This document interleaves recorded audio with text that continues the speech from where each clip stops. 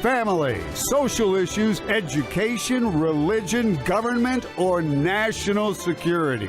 Brannon brings the issues of the day into clear focus through the lens of a Judeo-Christian worldview.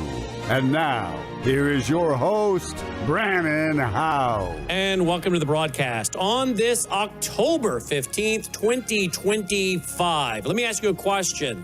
Are you tuning in tonight because you want truth? You want knowledge?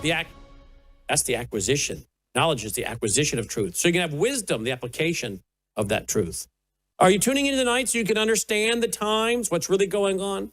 Are you tuning in tonight because you don't want to be deceived or misled?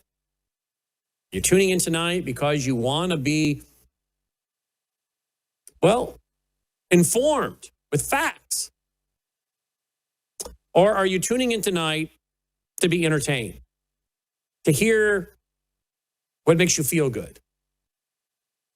Because tonight's one of those shows where I'm going to bring in Usama Dakdok, Shahram Hadian, Anni Cyrus, and we're going to have a very frank conversation about the great threats facing America. Folks, we are in very, very dangerous times. We knew we were under the Biden administration. That was clear. We were under a great threat from a very corrupt federal government. It's still a very corrupt federal government. But the Trump administration, and thanks to President Trump, has cleaned some of this up. Some. He's done many great things that I agree with. But we have a really, really big problem. And as the last administration was bringing us a great threat from the Marxists and open borders, this administration seems to have been compromised by Islam.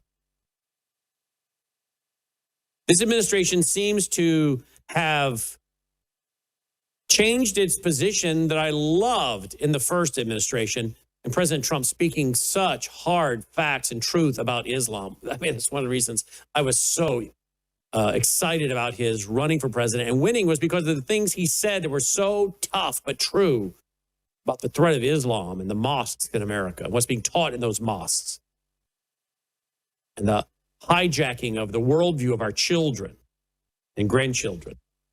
But something has changed. And now it seems the great threat under the Biden regime was the Marxist growing in America. And now the threat seems to be the growth of Islam in America. Something's changed. We're being told that we have peace. There's peace in the Middle East, that the leader of Turkey, who is a staunch enemy of Christians and Jews in Israel, the leader of Turkey, Erdogan, President Trump says, is a good man, a strong man. He has said that Giuliani, the leader of Syria, the former ISIS guy, I would say still jihadi, is a handsome, good-looking man. We're hearing so many positive things being said about the Islamists. I wonder how many are confused in America now. Is Islam a threat or are they a friend?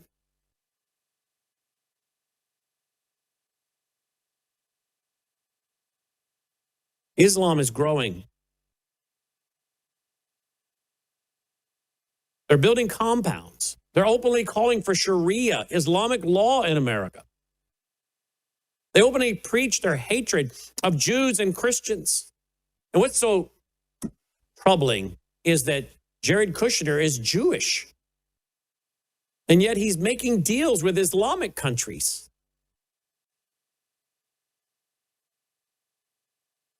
We have to ask a lot of hard questions. And we're going to do that tonight for those that can handle asking tough questions. You do not have to agree with everything we say. To agree with a lot of what we say. Where we disagree, you can say, okay, I don't agree with them on that. Ronald Reagan said, someone that we agree with 80% of the time is not a 20% enemy. I love that line. There are certain things that are not negotiable. right? That 20% can be a really important 20%, and that's just not negotiable. That's a big problem, that 20%. But if the 20% is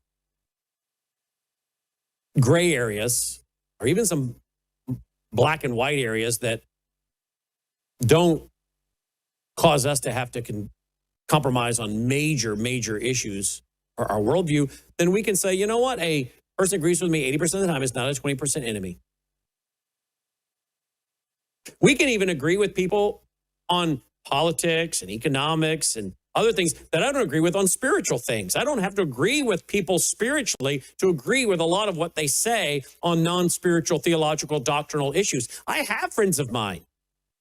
We do not agree theologically or doctrinally. I don't kick them to the curb. I don't stop having them on the program. I just choose not to have them on the program to talk about theological and doctrinal things because I don't agree with them, nor do they agree with me, or they would be a evangelical Bible-believing Christian like I am. But I can sure agree with them on a lot of other issues and have a conversation with them on so many important issues. So I'm trying to say to you right now, don't turn off the program because you don't agree with everything you hear. You may find at the end of the night, you know what? I agree with 80% of what they're saying. It's pretty good. Or 75%. Still pretty good. Or 60%. All right. I would rather that percentage be higher, but ask yourself when we get to the end of this program tonight, were there areas where I agree with them? Maybe there are areas where you're like, well, I'm not so sure if what they said in that area is true. I need to go research that. That's fair. Maybe you're like, is that really true? I don't know if I really believe that. Well, go research it.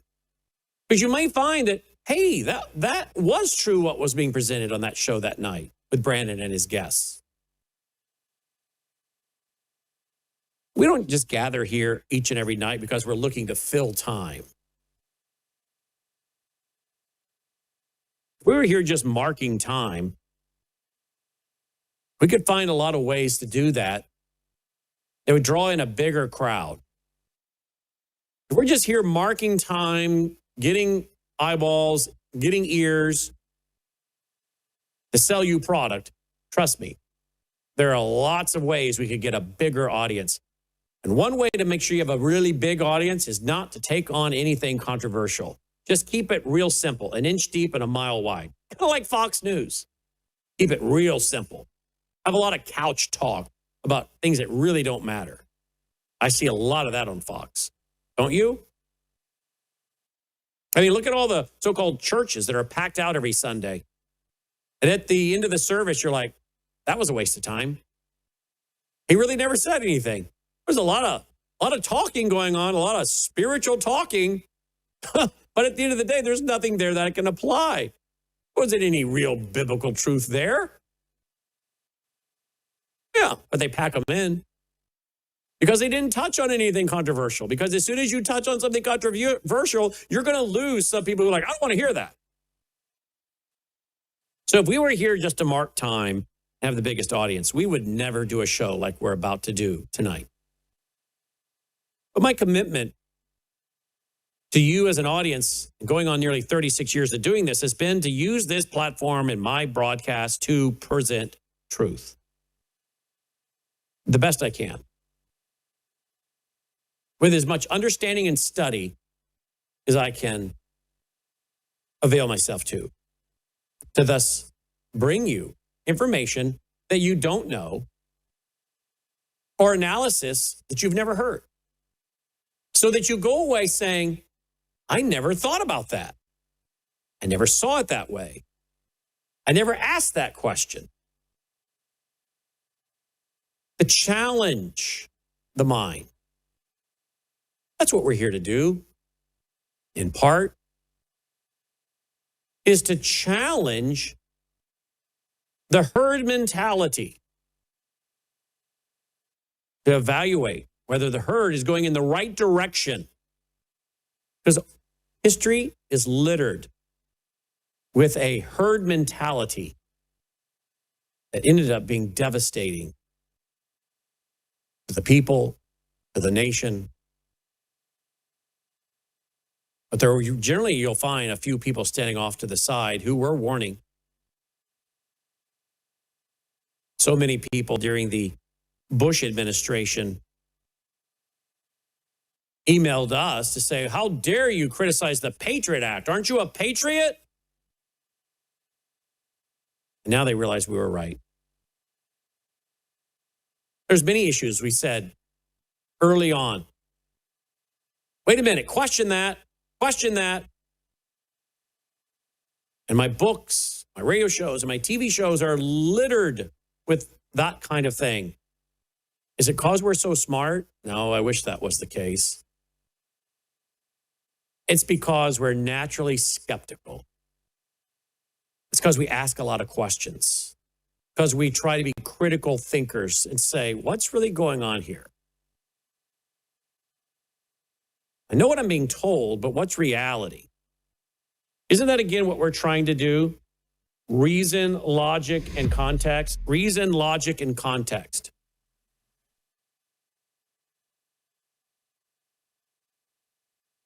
And when you do that, you find yourself realizing, hey, wait a minute. I'm not being told the truth. I'm being manipulated. There's a bigger agenda here, and it's not for my good or the good of my children and grandchildren or my country. So if you want to have your ears tickled, if you want to have ignorance be bliss, this is not the program for you. But if you're one seeking to know truth and be a critical thinker who's willing to listen and say, I wonder how much of this I'll agree with tonight, but I'm willing to listen. How much can I learn tonight? How much can I hear tonight that maybe requires more research on my part? But if nothing else, you're going to go away tonight saying, that was a challenging show. That was informative. That brought up a lot of questions. Some of them they answered. Some of them I got to go seek out the answers for. But wow. I'm not going to hear that many places. Well, why aren't you going to hear this many places? Because most people are chasing the almighty dollar. And in today's world, if you want to make money, you have to attract the biggest audience you can. It's a numbers game. To sell the most product, you need the bigger audience. The bigger audience, the more product. The more product you sell, the more money. It's a numbers game. I'm not interested in the numbers game. I'm interested in being a good steward of what God's given to us, presenting truth. So if you appreciate here what we're doing, tweet, text, email, Facebook, Getter, Truth Social. Tell your friends to tune in, turn on, tune in, but don't drop out, as Timothy Leary said. Have them turn it on and tune it in. What's Dolly doing? Chewing up a napkin. Are you chewing up a napkin, Dolly? Come on and say hello to everybody. You didn't get onto TV the other night when we were in Northern Illinois. This is one happy dog. Are you happy to be home? Are you happy to be back in our studio and at your house? I bet you are. I know I am. You know, nothing makes you appreciate your home like 3 nights at a Residence Inn, right? Ugh. All right. So we're back. We're going to go to it tonight, Dolly. We're going to knock it out of the park. We've got some great guests. Usama Dakdok, Shahram Hadian. Gold sets another record. Silver sets another record. We'll talk to Michael Weiner. Tweet, text, email, Facebook, Getter, Truth Social. Let them all know we're here. We're here. Tune in right now. Right now. All right. Okay. That was my backup water, but you just drank out of my backup water. So now I have no backup water. That's great. I'm not drinking after you. You can drink after me, but I'm not drinking after you. All right. If you do appreciate what we're doing, we do need your support. WorldviewTube.com/sponsors. WorldviewTube.com/sponsors. Will you go there? Check out all the great sponsors. The glutathione is the Numi. Detoxes your cells. The Bella Grace, which I've already taken that today. Bella Grace. the Gatatana, the phytoplankton. I give a half a scoop to Dolly every day. It's all there. MelissaHouseGPA.com, MelissaHouseGPA.com. The satellite phones, the satellite phone, Worldview Talk, which I took to Northern Illinois with me. I always travel with this. I took the wellness kit with me today, too. Took that with me over the weekend. The wellness kit, in case we got sick up there, which Logan did. He's pretty sick, but he still showed up to work. But I think it's just a really bad cold. Hopefully that's all. But we traveled with a wellness company kit with all of our antibiotics, a satellite phone, our Belagrates, our Numi, our Gatatana. That all went with us because we use these products. WorldviewTube.com/sponsors. WorldviewTube.com/sponsors. All right. Here we go. How many of you are concerned about the change in Donald Trump when it comes to Islam? Since his first term and now his second term. I am, and I want to know why. Because he was so hard hitting on the truth about Islam. Now it just seems to be a totally different person when it comes to Islam. I don't know. Look at this. Take a look at this, guys. Here we go. This is from the Trump Organization. This is on their own website from 2017. And you're going to see the Trump sons in the United Arab Emirates. Huh. I have no problem with anybody, an American company. If they want to do business with these groups, that's fine. Celebrations tonight are the result But we have to ask. of a partnership between Dawa and the Trump Organization. When you become a public figure, you get into government, we have to start asking questions. Wait a minute. Is there a chance to be pragmatic? Thank you very much, everybody. And we look forward to having some fun tonight. Are there opportunities to say, oh, we'll do that because this is the problem we have to be very careful of? I don't know. Maybe that has nothing to do with the change in President Trump when it comes to Islam. I don't know. But I have to ask questions. This one, that was from 2017. This is, I think, from around 2025, somewhere in there. Here, look at this. Qatar. Associated Press. Qatar. Today Eric we Trump. are giving you one of the best golf course operated by the best operator almost in the world, who has already more than 15 clubs operated all over the world. So the overall cost might be around $3 billion US dollar. That is a direct foreign investors coming into the country. 3 billion? Then you add in Jared Kushner. Didn't he get some money related to Qatar? Their money related to the Saudi Arabia? Laura Loomer? Everyone knows I don't make claims unless I have the hard receipts. Pam Bondi, the U.S. Attorney General, was registered foreign lobbyist on behalf of Qatar. She was compensated $115,000 per month by Qatar. Really? Really? Is that true? Well, I've had some pretty powerful, well-known people tell me that's true. Supposedly Consulting Services Amendment Agreement. There it is. Huh. I wonder how she got that. Look, guys, we all have feet of clay. We all have to be careful not to be compromised or to be pragmatic, or the end justifies the means. We all have to be careful to not think that the deal, accomplishing the deal, is more important than doing what's right. Sometimes you just have to walk away from a deal because it's not the right thing to do, or it puts us in a compromising position. But if this were another administration and you were hearing all this and this was the Bidens, you'd be going, what? His AG was doing what? For Qatar being paid how much a month? The sons, the family company, the Trump organization is doing what with the UAE? With what with Qatar? And now you end up with a base, an Air Force training facility in Idaho for Qatar? who funds terrorism to the tune of billions of dollars. What? Steve Witkoff, what's been his relationship with Qatar, the guy that's negotiating?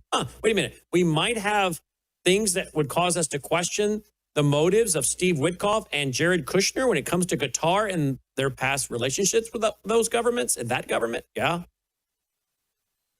Are you hearing this on Fox? Are you hearing these questions on Fox?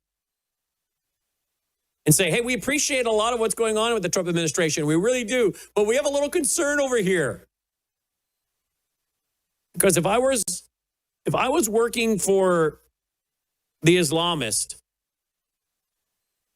and I was looking to compromise American leaders or to convince them that we're really good people, we're worthy people, or to get them to disarm themselves intellectually, I would say do what Qatar's doing. Money seems to cover a multitude of sins for a lot of people. It's not money that's the root of all evil. It's the love of money. It's something all of us have to be careful of. Not everybody, though, is really tempted by money. Everybody has their Achilles heel. Some people it's money. Some people it's fame.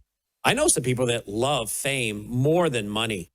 And they've told me they like notoriety more than the money.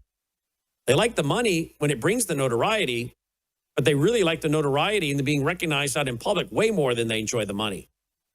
Some people, their Achilles heel is notoriety and popularity. It's not the money. Other people, it's the money. We all have our areas of weakness. But when it comes to our elected officials and national security, we have to be willing to ask tough questions, particularly when it involves Islamic countries that have openly stated their goal is world dominion, domination, to take over, to rule, to subjugate the Christians, the Jews, the infidels.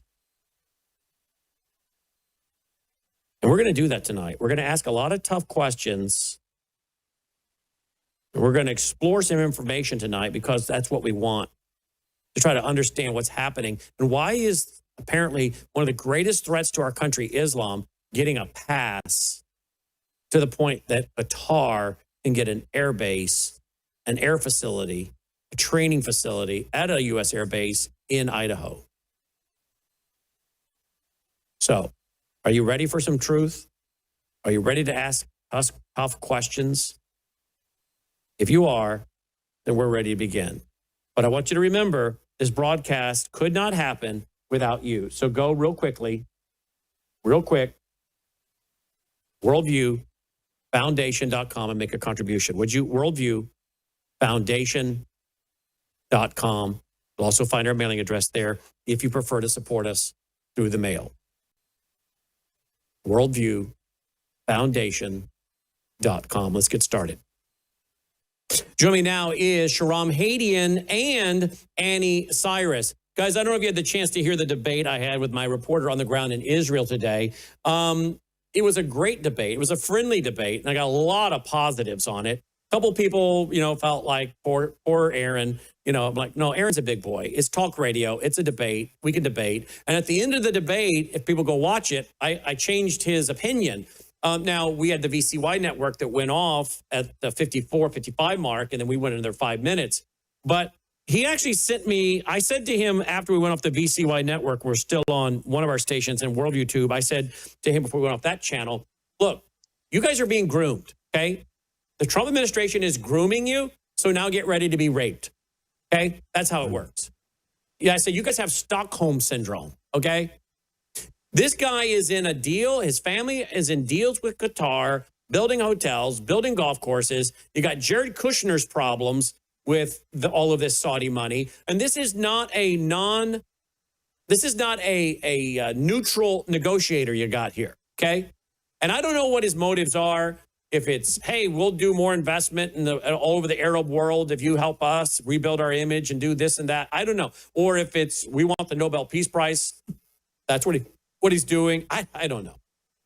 I can't read his heart. But I can tell you that Israel is foolish to let the Trump family and Trump administration do this negotiation if you are in bed with these countries financially. Why would you pick Jared Kushner above all else to be involved in this? Or Steve Witkoff? Wasn't Witkoff bailed out by these same people as well? Yes or no? Yes. He was. Yes. Yes. Was Jared Kushner Absolutely. not bailed out for his 666 building in New York Yes. Yes. by Qatar? Yes? Yes. So why am I the bad guy in the eyes of some? Oh, you're being negative today. You're being anti-Trump today. Well, then I guess my broadcast isn't for you. You're obviously a MAGA cult member, okay? Yeah. You could be a supporter of MAGA, and you could be a MAGA cult member. That's, as Annie's explained, that's two different groups. I'm all for a lot of what MAGA stands for, Make America Great Again. But I'm not a MAGA cult member, which means I always defend what Trump does, which is what you got guys like Benny Johnson and Jack Posobiec. I think that's what they do. I mean, Trump's like, I can't make it to heaven. I've done all I can. And Jack Posobiec, like the good little lapdog, puts out there a tweet, maybe you can show it, Logan, saying, well, we should all be questioning whether we can actually make it to heaven. None of us should have assurance. Really? First John chapter 5, verse 13, as I gave you guys the other night, says, this book was written that you may know you have eternal life. Now, people run around saying that Israel's paying $7,000 a post. I don't know if I buy that, number one. But number two, I would ask, who's paying you guys? Who's paying these social influencers that were holding up the 3-ring binders? Oh, the Epstein files. You guys were made fools of. And when history is done and said, I think guys like Benny Johnson, Jack Posobiec will be proven to be very, very lacking in discernment and knowledge. Now, I don't know who's paying who, but I wouldn't be asking who's Israel paying. I'd be asking who's paying these social influencers that thinks that Donald Trump can do no wrong. And when we praise him for what he does right, we're glad to do it. But we're not going to be here and tell him what he wants to hear. Well, there's Jack. Definitely, I don't think anyone should go around acting like it's a certainty for them. Wow. Really? Well, I do. The Bible says that you can know that you will not be plucked out of his hand. John chapter 10. Wow. 1 John 5:13. This book was written that you may know you have eternal life. This is the problem. And can I just say it, no matter how much it upsets people? If this is the kind of people that Turning Point USA is going to hang out with, Jack Posobiec, Benny Johnson, and they're going to go all ecumenical with us, with Hindus and New Age Mormons and hyper-Calvinist, and they do. They got the hyper-Calvinists they're interviewing, like Doug Wilson, and the hyper-Catholics, and the Dominionists, and the Reconstructionists. Let me tell you something. If that's the way Turning Point USA wants to go, Turning Point USA will turn out being a huge turning point into apostasy. And I pray, and I've been texting some of their folks in the inner circle, that you better correct course because you're steering into ecumenical waters now in apostasy, okay? And when you see that kind of stuff from Jack Posobiec and these other guys who are so tied in with Turning Point, you should be very, very sad and very concerned about, will this be used to turn people toward ecumenicalism? These guys don't know jack about the Bible, as I said the other night. And Jack, you're welcome to come on here, but you won't debate the Bible, which you apparently want to, and tell us things like, is he the same one that said Mary didn't have any children besides Jesus, therefore she was a perpetual virgin? Really?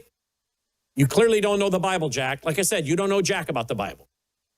Now, with that being said, we got a problem. Israel is being groomed. And who's about to rape them? Oh, I don't know. Maybe the United Nations? Here we have the globalists, the Tony Blair types. Here we have this. UN.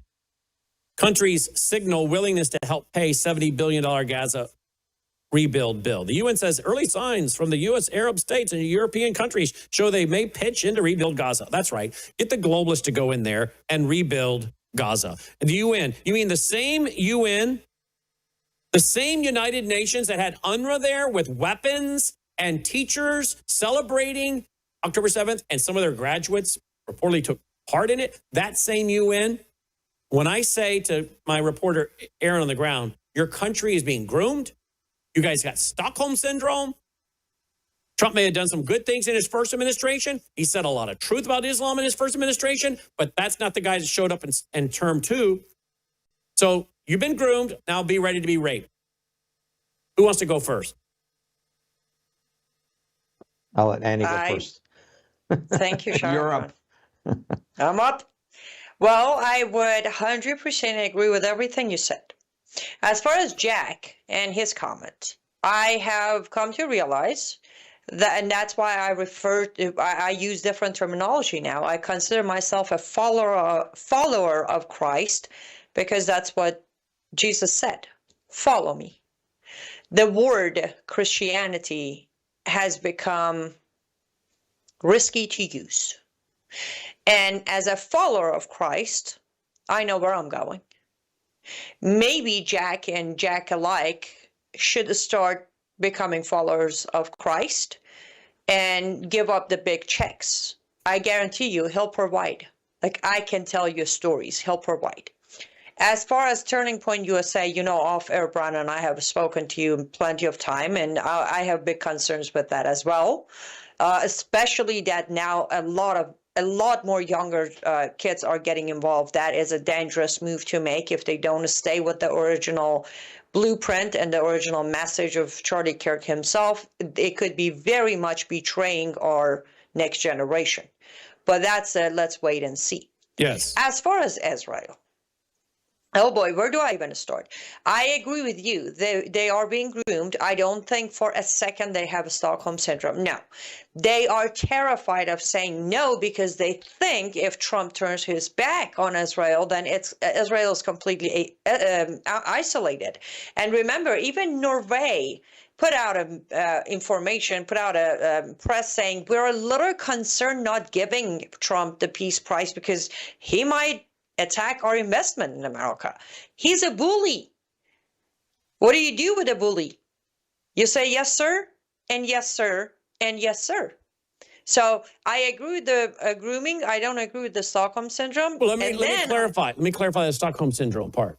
Maybe the elite in government don't have that, but I'm talking about the Israeli on the street. The average Israeli on the street has a form of Stockholm Syndrome. That's who I'm referring to. The average Israeli or some of my Israeli friends have a form of Stockholm Syndrome, in that they've been walked on a path over and over, and they think these people are saving them and saving them and saving them. They don't realize they're not saving you. They are setting you up, okay? Whether they know it or not, whether they intend to or not, I can't read their heart, but they're setting you up. I said to Aaron today on radio, that's the same way I got heated twice before October 7th on radio/TV at 1 o'clock Central, and was railing on Benjamin Netanyahu and called him to stop kissing the ring of Biden and worry about your own security, and tell the rest of the country and the world, America and the world, to go pound sand. We're going to do what's best for us. And I was saying that before October 7th because I said, you're not paying attention to your own security. That's in our vault. I said it twice. I got very angry about Benjamin Netanyahu, who I'm not a big fan of for many reasons. And then October 7th happened. So I have pretty good, like Annie and Shahram, I have pretty good gut feelings on things. And I'm telling you now, Israel is being set up again, and they need to stop kissing the ring of Trump. Last time they were kissing Biden's ring. Now they need to quit kissing Trump's ring, because they're being set up again. And that's how I say that some of the Israelis have a Stockholm Syndrome, thinking this guy's going to save them. These Biden, Trump, you think they are your savior. They're not. They're setting you up. They're the ones enslaving you from being set free to do what you need to do and finish what you need to finish, whether it's Iran or whatever else, okay?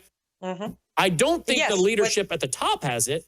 I have to think that the leadership at the top of Israel might be in with some of the globalists, because you got Benjamin Netanyahu turning his own people over as lab rats to Pfizer. So I have to wonder if some of these leaders of these countries, they're not for the American people in a lot of respects. Some areas they are, some areas they're not. These people at the top seem to have divided loyalties. They can't seem whether they want to help their people or obey the marching orders of whoever pulls the strings. Wasn't it George W. Bush that told Glenn Beck, the next guy who sits behind this desk will find out that he's going to take his orders from the same people I do? Oh, if that story by Glenn Beck's true, that means there's somebody pulling the strings. Who's pulling Trump's strings? Who's pulling Benjamin Netanyahu's? Because they seem to have divided loyalties between wanting to do what's good for their people and then doing what they're told. And oftentimes, what they're being told to do is not good for America, and it's not good for Israel. Shahram? Amen.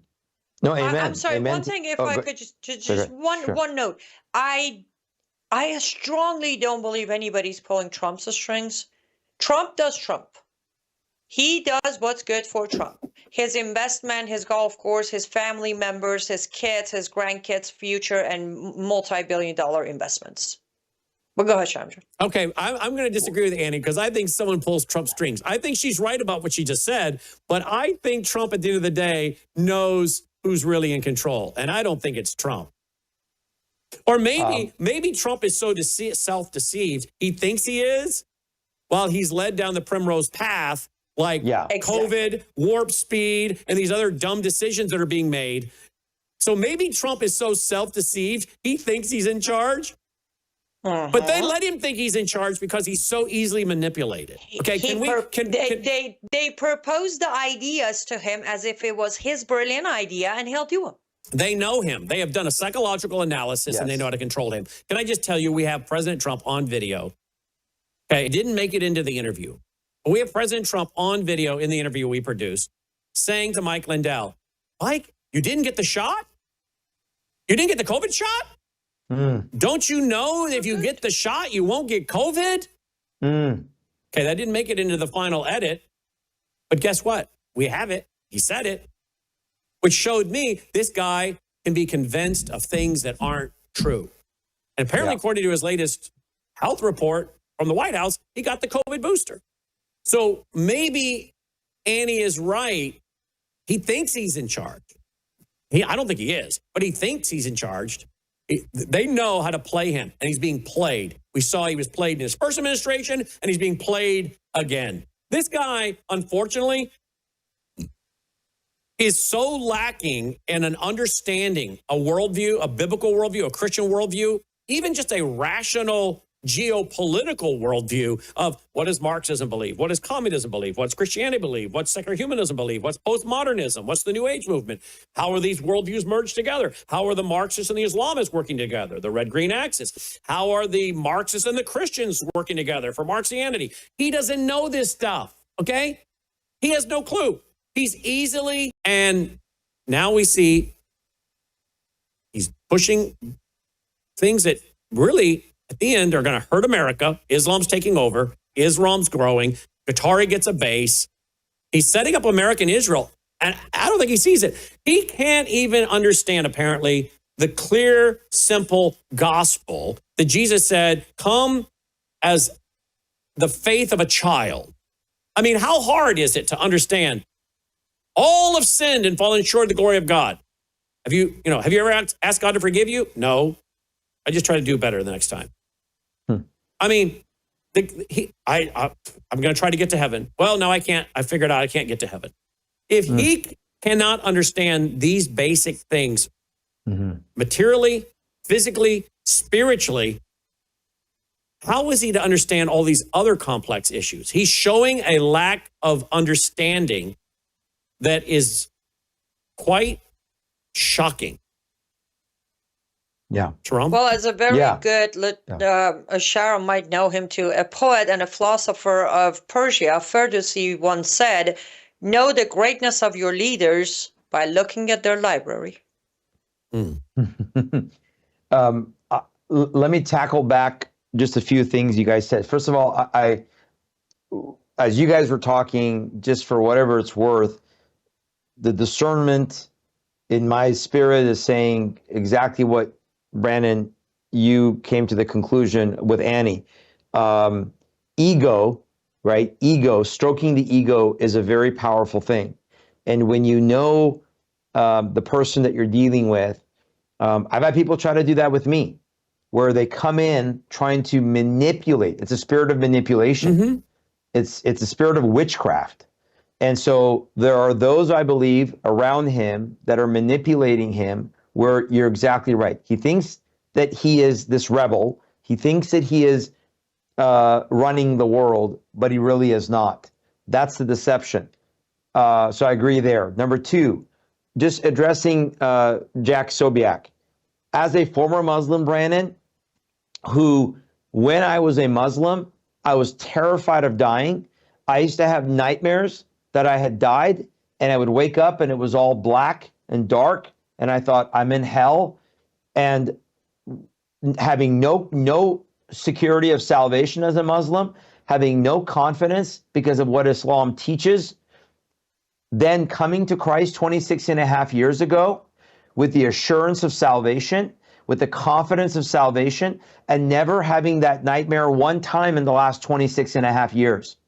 How can that be? Unless the word of God is true, unless the gospel is true, and unless Christ came to give us not only abundant life, but eternal life. So shame on that Catholic dude that I told you Monday, holding up the rosary at Charlie Kirk's memorial. The dude is weird. The dude is weird. He is off. Benny Johnson's right there with him, in my opinion. Yeah. Saying, maybe we should all be like Trump. That is, for a Christian, that is absolutely a blasphemous statement and a denial of Christ on earth before man. So he doesn't have the gospel either. So that's part of the problem with TPUSA. I said 2 years ago about TPUSA faith and their political wing. I'm very concerned about the ecumenicalism. I'm very concerned with how many Kingdom Now people are getting into their ranks. This is going to lead to false hope and a false gospel. And they're interviewing Doug Wilson, who is for a Christian nationalism. He's supposedly an evangelical. He's a hyper-Calvinist. He's for a Christian nationalism that is so dominion-based, meaning they think we build the kingdom of God on earth, Christianize it's a Christian theocracy. It is a Christian theocracy that is not in the Bible, and that you and I find, not only do we find it heretical, but it's dangerous because it's playing right into the hands of the left that says that if the Christians get involved, they will end up being the ones that are, tracking you down like a Christian Taliban. But if Doug Wilson has his way, that's what they're going to do. They want to set up Christian judiciaries. They want to set up Christian tribunals where they're going to hang people. They're going to execute people. It is the epitome of a theocratic Christian They are rule. the ones that are into Christian abortion abolitionists. Abortion abolitionists that say that if you are in favor of legislation that outlaws abortion, except for in the case of rape and incest, that you are somehow a massive compromiser, right? And people can have their convictions on that, but they don't want to move the ball down the field at all because they are so, I don't know, deceived, spiritually deceived. Well, the majority of Christian nationalists, or the majority of abolitionists, not all, but the majority, I would say, are certainly, they're in that post-millennial camp, Brannon. Right. They're Kingdom Now. So this has got to fit in their narrative, right? Because if they're transforming the earth into a Christian governmental system, they can't have any abortion at all. Yeah, and then I wish for no abortion at all. I'm for no abortion at all at any level. At all, But to make enemies or heretics out of people that say, hey, I'm for legislation that stops abortion at this point, boom, boom, boom, boom. We can't get this over here, rape and incest. So, but we'll take this, and this. We'll outlaw partial birth abortion. Okay, I'll support that.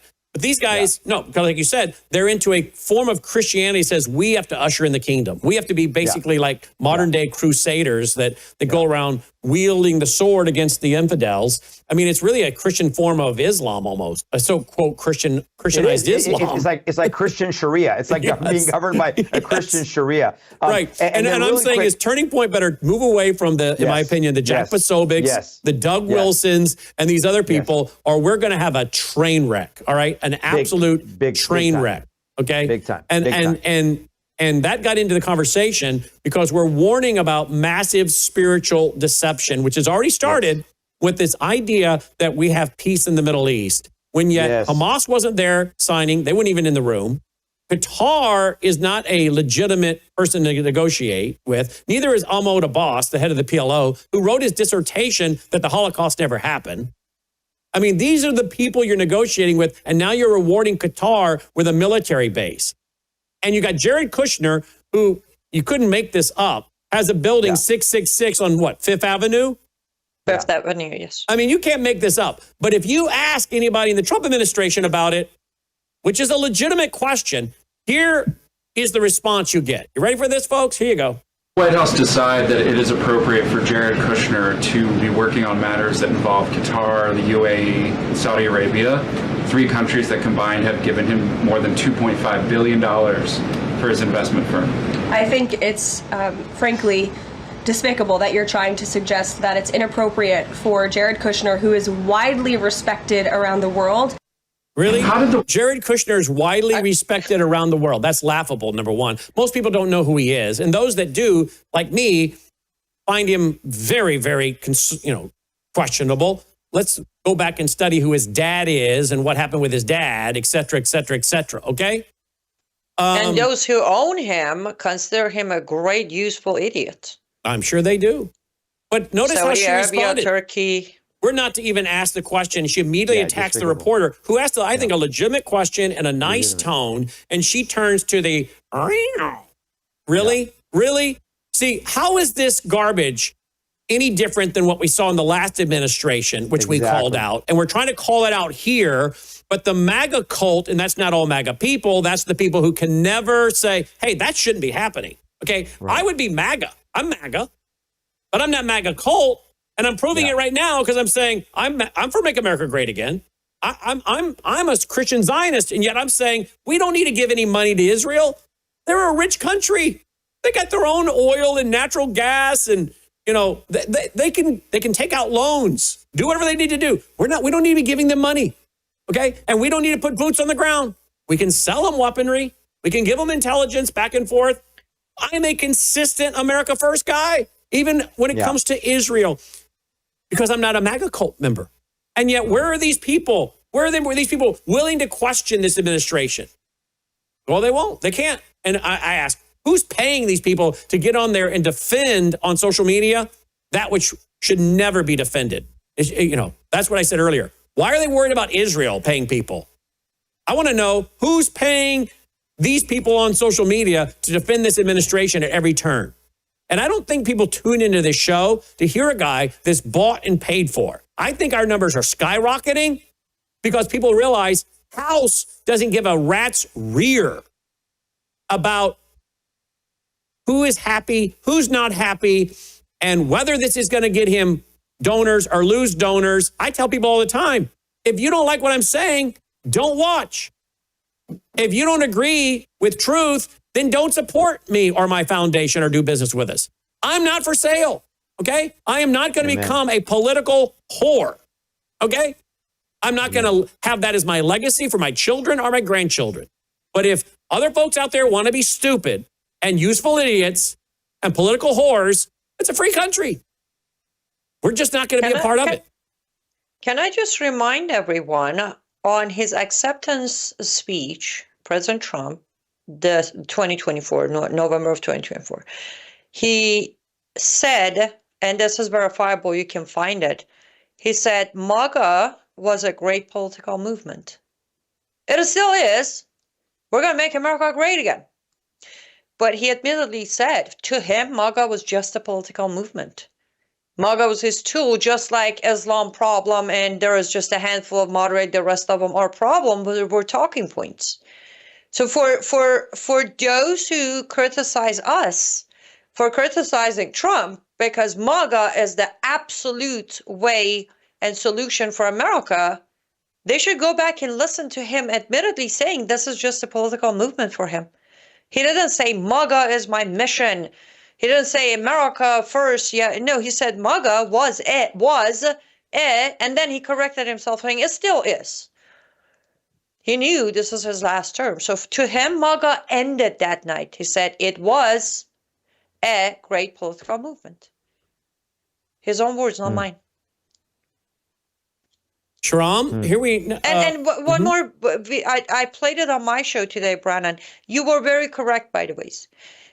Yesterday, Mike Johnson announced that it was announced at the Knesset, not inside Trump's speech, but between them, that now Mike Johnson and equal of Mike Johnson in Israeli Knesset are going to work together to get that peace prize for President Trump next year. I'm so sick of hearing about the peace prize. All right. Yeah. We're the taxpayers. But he's not chasing after it. Oh, Remember, no, he's doing all of this out of goodness of his heart. It has nothing to do with that price. And I think I told you off You're being air, sarcastic, on air, I don't know, right? Brannon. Yes. I'm sorry. Yes, she's being sarcastic. Yes. Me? Oh, I know. I'm sorry.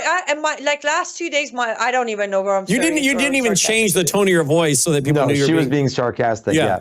But Yes, the tone of your voice the tone of your voice wasn't your sarcastic voice. So I just wanted to make sure that people understood that. He's not. And that's the thing. If you remember, Brannon, I think via text I told you, said things are about to get worse because now he's going to chase for next year. He's going to give every Islamist everything they want to get that next year. Mm-hmm.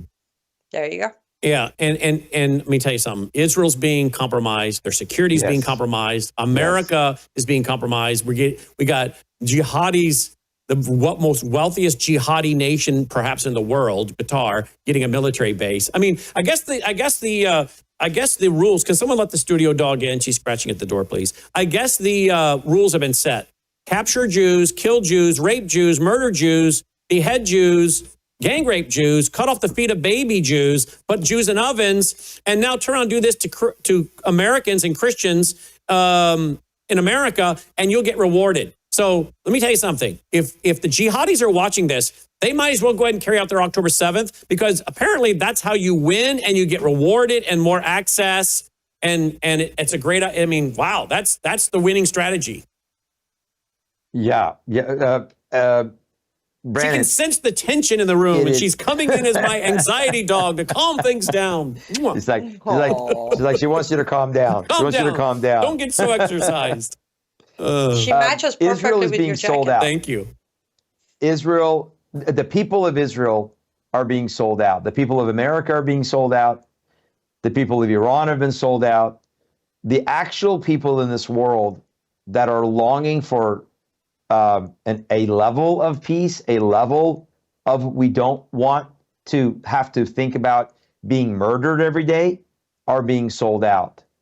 And you're so right at the beginning when you said, if this was the other administration, when we called out the other administration for the last 4 years, again and again and again, for being absolute turncoats, for being treasonous to America, for being treasonous to our Constitution. Now that we see the MAGA movement, as Annie just said, being over, even though many claim that America is getting better and better each day, they are delusional.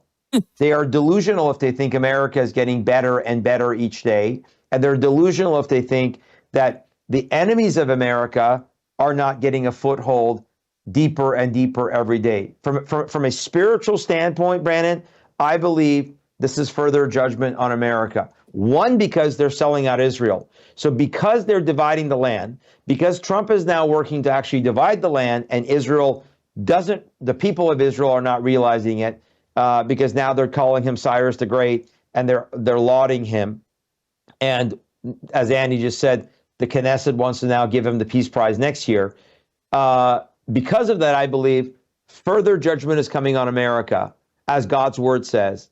And that further judgment is in the form of Islam, is in the form of the Islamic buying and taking over our lands, our bases, our universities, our colleges, our media, and turning many of our churches. Do you know how many churches are dying, Brandon? You know this, and they're being bought. I just came back from Rapid City yesterday, and another church in Rapid City, South Dakota, died.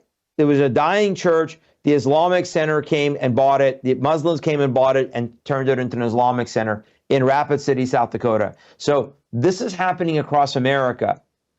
And I believe it's part of the judgment. I do too. Israel is being betrayed by us. And, you know, again, Logan, maybe you can bring it up. Can you find the article I wrote about Donald Trump when he won the first time? I said, is God, with the victory of President Trump, is God blessing America or judging America? That was in 2016. And I came to the conclusion that it's both. Because I was like, how could America do all of these things? And then God's like, okay, I'm going to bless you guys and give you a president that's give you great liberty and freedom and prosperity. I'm like, it seems to me we're fulfilling Romans 1. You go to Romans 1, you see all the things happens to a nation when God judges it. You accept the LGBTQ agenda. You become a nation of fools, which means literally in the original translation, it means vain, useless, and futile. You have a lot of that, right? A lot of people vain, useless, and futile. LGBTQ agenda. You become a violent, debased culture, right? You have leaders that know the righteous judgments of God, but encourage people not to follow them, right? You have the worship of nature, pantheism, all is God. Panentheism, God is in all. And I'm like, I think God's already judging America. So God's not schizophrenic. So how can he be judging America while at the same time he's like, you know what, I'm just going to bless you guys and give you Donald Trump because you're being so great. Wait a minute. How can we be being so great when we're violating your laws to the point you're giving us over, but now you're going to bless us with Trump? It didn't add up to me. So I wrote the article saying, you know what, God can be blessing Americans and Christians that love him and are seeking to obey him. And he's giving them some liberty and freedom, while he also uses Donald Trump to draw out the enemies of America. And I meant Islam at that point, because Trump was being so strong on Islam. He was speaking so much truth on Islam, which is one of the reasons I was like, yes, finally, right? And I was so excited about Trump, primarily because he was speaking truth about Islam. We have the clips. We've played them. And I can play it again just because they were so amazing. And, well, it didn't happen. I thought, So he gets out his 4 years. Now, wham, term 2. I was just 8 years too early, because now I see we don't have to worry about the FBI at this time kicking down our doors, being ripped off TV, terrestrial radio, right, by the FCC, by the government at this time. I'm thinking, well, there's this liberty and freedom we're getting for a while, but yet God's also using Trump to judge America by drawing out America's enemies, right? And I was thinking like Ezekiel 38, where it says God puts a hook in their mouth and draws out the enemies of Israel against Israel. Then God uses it to judge them, wipe them out, right? I think God's drawing out the enemies of America, Islam. And Islam is now getting away in America. So odd. The guy that I was so excited about because of his strong statements about Islam in his first term and first run is the guy now that is making a way for Islam, which shows me, yep, God's still blessing Christians and giving us some liberty and freedom, but he's using Trump also to judge America. And Trump is being used because of is it the love of money? Is it the love of praise of men? Is it the love of adoration? And I need a peace deal. I need to be affirmed. I don't know, but he's using. And we all have our weaknesses, right? We all have our weaknesses. And as Christians, we know that. We have to surrender that, Romans 6, Romans 7. But are the weaknesses of Trump being used to set up America? And that's where I think now we're in that spot where God is using President Trump to give us a little extra time as Christians to speak truth. But he's also using Trump, I think, to bring a form of judgment, which is what many of us have thought for a long time. It would be through Islam. And here it is, President Trump, that is opening the door for Islam, including Qatar, to have a base here. Now, let me play the clip for a comment, just to remind the audience. Here is the President Trump that ran the first time that had me so excited. Listen. There's a Muslim problem in the world. But you do believe overall there is a Muslim problem in the world? Well, there is a Muslim problem, absolutely. You just have to turn on your television set. I think Islam hates us. Did you mean all 1.6 billion Muslims? I mean a lot of them. You look at what's happening with the Quran, it's a pretty scary thing. There's something there that teaches some very negative vibe. They do not respect us at all. Large portions of a group of people, Islam, large portions want to use very, very harsh means. You have more than a handful of moderate Muslims, but you certainly have a problem with Muslims. If you have people coming out of mosques with hatred and with death in their eyes and on their minds, we're going to have to do something. They're trying to take over our children and convince them how wonderful ISIS is and how wonderful Islam is, and we don't know what's happening. And we have to look at the Muslims, and we have to do something. We cannot stand by and be the stupid people while our country is destroyed. I want surveillance of certain mosques, okay? What happened to that guy? Okay. Yeah. I think we have all known people that have folks that get around them and they get elevated. And you see it in the corporate world, right? You see it in, quote, churches. You see it in community organizations where leaders all of a sudden have these people around them. And you're like, well, I know how those people got there. They told him how wonderful he is. They told him how great he is. They convinced him that they can help him be more successful, either with power or money. Well, you do realize that 3 Muslim imams delivered Michigan for him, right? That's exactly right. And so you got the Islamic world praising him, lauding him, apparently doing business with his family business.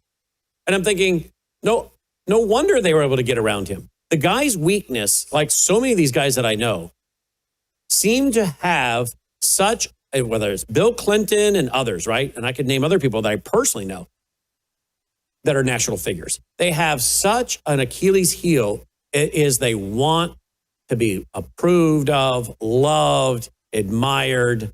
They want people to love them and like them and revere them.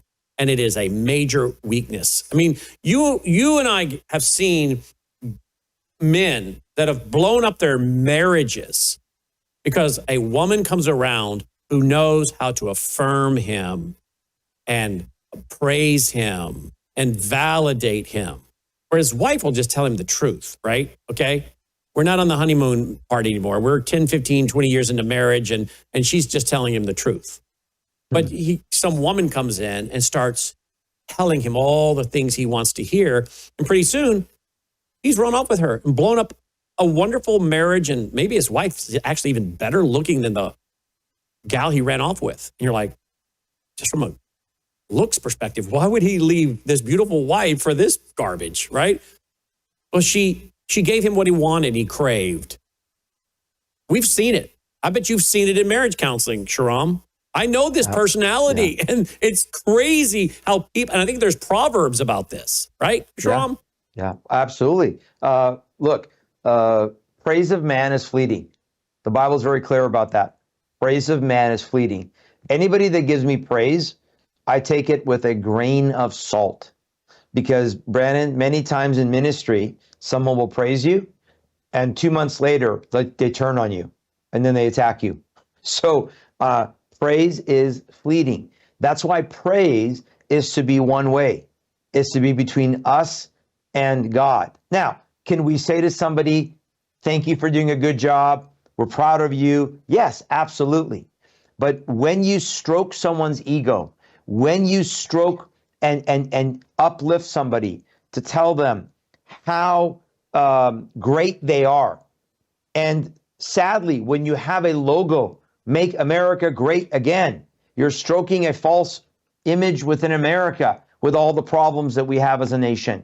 When you talk about we are in a golden age, you're stroking an ego. When this man stands up, and Brannon, you and I talked about this the other day, I shudder for this man and his family when Eric Trump comes out and says, we basically help save God in America. Okay, we don't rehearse this show, but literally 10 seconds before you said that, I just queued up that clip, and we don't rehearse, do we? We do not rehearse. So here's what he's referring to. For those of you who have not seen it, here it is. Destroy us, and yet here we are, and we have this amazing peace, deal on Charlie Kirk's birthday. I can't tell you how many things are lining up. I mean, think about the fact that this book came out on Charlie Kirk's birthday, on the same day as we have peace in the Middle East. I mean, so many... Peace in the Middle East, while they were literally killing each other in Gaza. And now, of course, you have Pakistan bombing Afghanistan. His own son is believing the lie. We had peace in the Middle East, but here we go. Keep going. Listen. Different factors are all coming together at once in the most unthinkable, unbelievable journey. You couldn't have scripted this. You could not, the wildest author could not have scripted this book and the trials and tribulations and twists and turns to get to where we are today. And look how much better humanity and our world is. You know, we're saving Christianity. We're saving God. We're saving the family unit. We're saving this nation. I mean, you know, DEI is out the window, Benny. You know, I mean, you no longer have Colin Kaepernick kneeling for the national, you know. So we saved Christianity. We saved God because we got rid of DEI, diversity, equity, inclusion. Is that your first time to see that, Annie? No. It's my sarcastic brain is running. I'm like, yeah, we saved Christianity by allowing Muslims to come kill Christians. Thank you. Thank you. I was about to finish your sentence. Thank you. We saved Christianity by letting them build more mosques and compounds where they are literally on video saying, you have the right to kill the Christian and the Jew in jihad and take their property. We have them on video in the U.S. imams saying this. And the very people that they claim are going to save Christianity are letting in the Muslims to kill Christians and Jews. God help us. But the saddest part is, you're right. He believes everything he's saying, which is tragic. Like, I would be less sad if I knew he's reading from a script. He genuinely believed what he's saying, which is very sad. And if I could do a quick timeline. So first, here's the peace president, and then his Cyrus the Great 2,700 years later. And then he's going to initiate the interfaith dialogue in Gaza. And then he's very proud of his daughter who converted to Judaism. And now his son is claiming they saved God. I rest my case. Well, and don't forget usher in everlasting peace, when that title is already the Prince of Peace. Very that clearly came with the peace given to the Prince of Peace. But I'm saying from the perspective of, if you're going to blaspheme God, like if I was to make a claim in this moment, like if this was not Donald Trump or his family, if it was Obama and said, I'm ushering in everlasting peace, I would come on here and say, you're just blaspheme God. You just blaspheme Jesus Christ, because that's the title given to the Prince of Peace. Only the Prince of Peace will usher in But with Obama, I would say, of course he did. He's a Muslim. He doesn't believe in Jesus Christ. Right. But it's a very different scenario. This man walked up on a stage day after Pennsylvania shooting and said, I believe God saved me because he has a plan for me, which was accurate. But we all took it the other way, that actually the plan is for him to fix the issues. But apparently the plan for him, as Brannon said, was us or America being judged through him. Yep. Well, not just America, Brannon.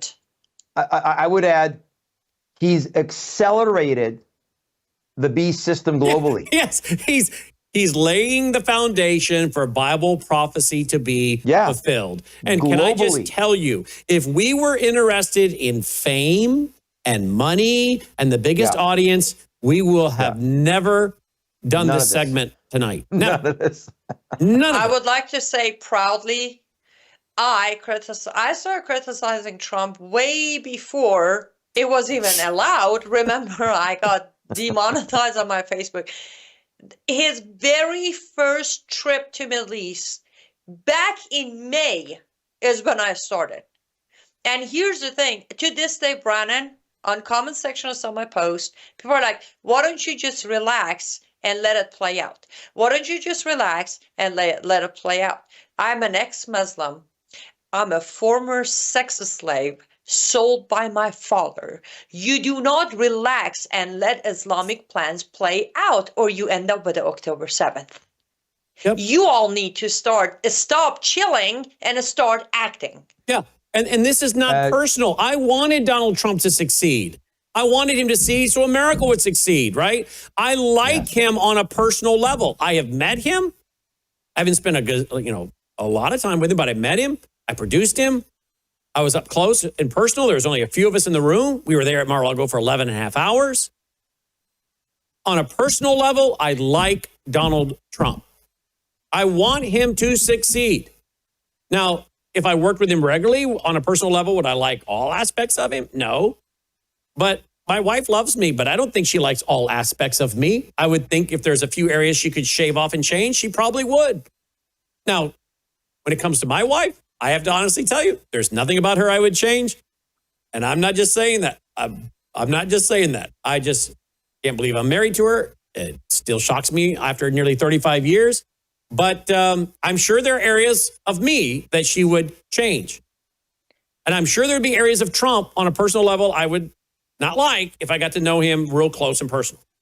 But on the level that I did meet him and watching him over the years, I was very excited when he ran. And I said to my wife before he went down the escalator, and I set up, I was sleeping in then and working till like 2 or 3 in the morning. So at that point in my life, I was sleeping in more. And I remember she woke me up, handed me some coffee, and I turned this on, and I sat up there drinking my coffee in bed, watching him coming down the escalator. And she said, "What do you think of this?" I said, "I'm all for him. I'm all for him." She said, "Why?"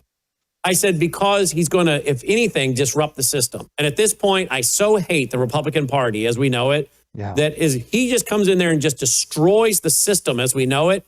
That'll be fine with me. Plus, it's going to be really entertaining to watch him in the debates and just watch Donald Trump be Donald. So I have had high hopes for him for a long time. And everyone that's watched this network knows that I've not criticized him hardly at all in his first term, while he was running again, to the contrary. But there are certain lines you can't cross. And he's crossing those lines that start to impact my children and my grandchildren, okay? And there is not going to be a country left if we do not do what he was talking about earlier with Islam. Yeah. And he's setting the stage for Bible prophecy to be fulfilled. I believe that with all my heart. I want to go to this real quick. Now we have Russia. You have Jelani going over there to Moscow. Now, I thought we cut a deal with him so we could get minerals and maybe deal with the Russian bases in Syria. But apparently, Moscow is going to keep securing military bases in Syria. How do you cut a deal with a jihadi? You can't trust these guys. What on earth do you think is going on here, Shahram? Well, 2 things. One is, I think there's a part of Bible prophecy playing out here, again, with Russia's role in Syria, with the connection to Turkey, because let's not forget Turkey's influence with this entire fall of Syria. Secondly, this is what we call in Islam, hudna. This is a false treaty where a jihadist, in the red-green axis, Brandon, when we talk about who's going to win out, hudna means it's a temporary truce. We're going to come to a place where we're going to say, we make a deal with you, as Muhammad did with the Treaty of Hudaybiyah in Mecca, and then later he breaks that treaty. This is what Muslims do, and they've done for 1,400 years. Make a political agreement, make a military agreement with this hudna concept of deception. It's another form of deception like taqiyya or taghiya, and then break it. So he's shaking on this one hand, Trump's hand, just like Erdogan did. On the other hand, they're shaking Putin's hand on this side, and just like Erdogan is. So which one is it? For the Islamist, for the jihadist, it's both. As long as we can control Russia on the red, and we can control foolish America over here, then we win. That's my initial assessment of this. But I think prophetically, remember, Russia has to be a part of that coalition. And Russia had lost a tremendous amount they had lost all of their control in Syria because Assad was there on behalf of them and of Iran. And now they're trying to get that influence. So you're right. What's going on in Syria? It is a double fork-tongued jihadist leader that is doing the bidding of Islam, ultimately, in my opinion. And here's the article that Adia sent me. Will the gods of ceasefire hold? Islamic doctrine of Hedna may be at play. Now let's talk about Afghanistan. So Pakistan bombed Afghanistan. Shazam. I thought we had peace in the Middle East. I mean, that's what President Trump told us from Cairo. We got peace in the Middle East. I don't know. Maybe this is his definition of peace. Here we go.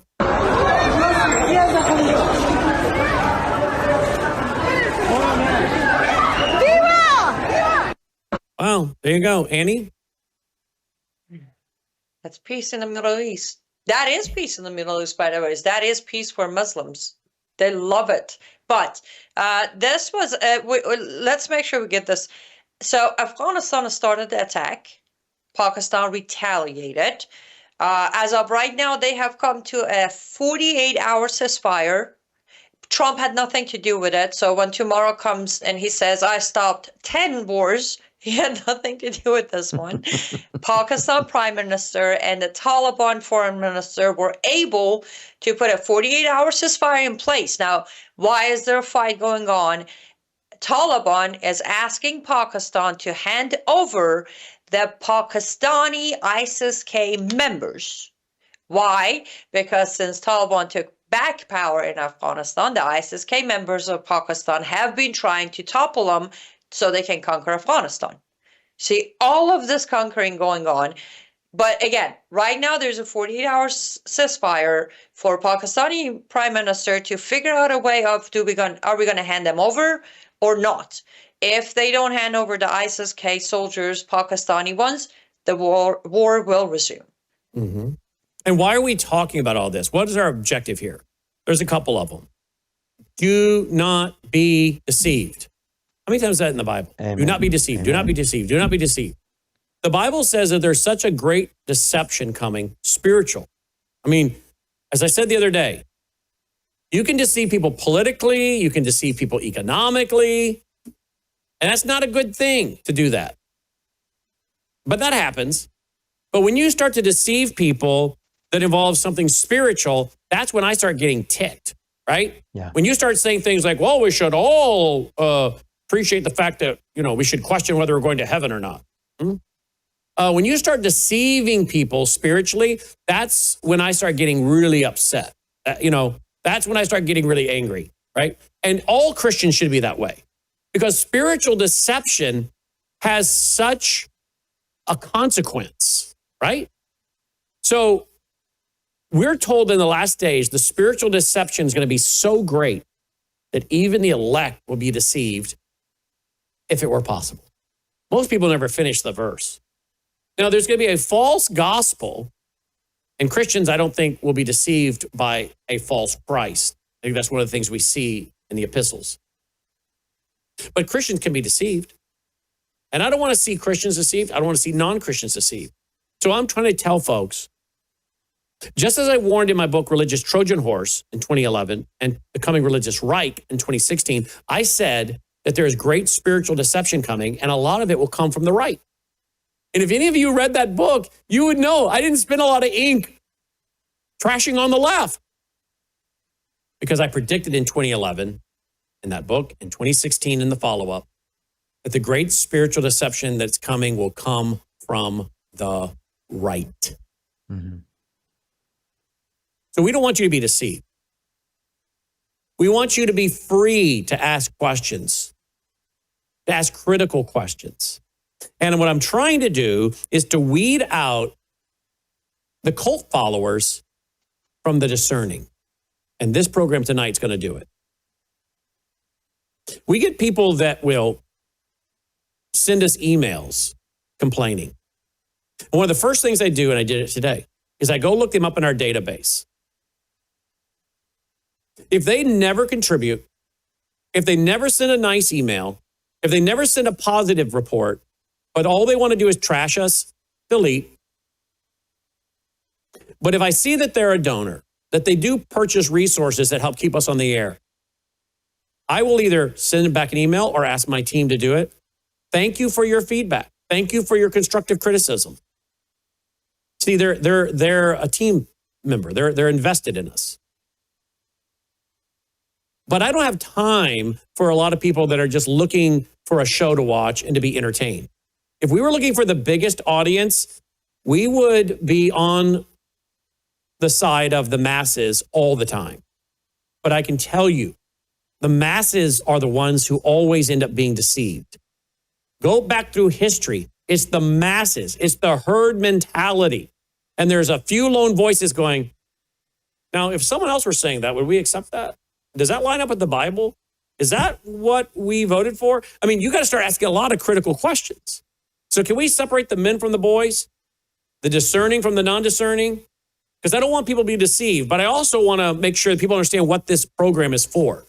It is not here to validate your political beliefs, first and foremost. It is here to present truth through the lens of a Christian worldview. And it's to warn the church to not be deceived, even from people that have risen from within. So that's our objective tonight. When people say, well, what is the whole exercise here? It's to cause you to be on guard and to be aware. Now, look at this from U.S. Central Command. Again, does this sound like peace to you in the Central Command? We strongly urge Hamas to immediately suspend violence and shooting at innocent Palestinian civilians in Gaza, in both Hamas-held parts of Gaza and those secured by the IDF behind the yellow line. Wait a minute. Hamas held parts of Gaza? I thought we had peace in the Middle East and Hamas was defanged. They say this is an historic opportunity for peace. Wait a minute. It's an opportunity. I thought we had So it's not peace. done? I thought we had peace. But there's just an opportunity. Trump might want to get on the phone with the U.S. Central Command because they clearly have not gotten the memo. There's peace, guys, because they think there's an opportunity for it.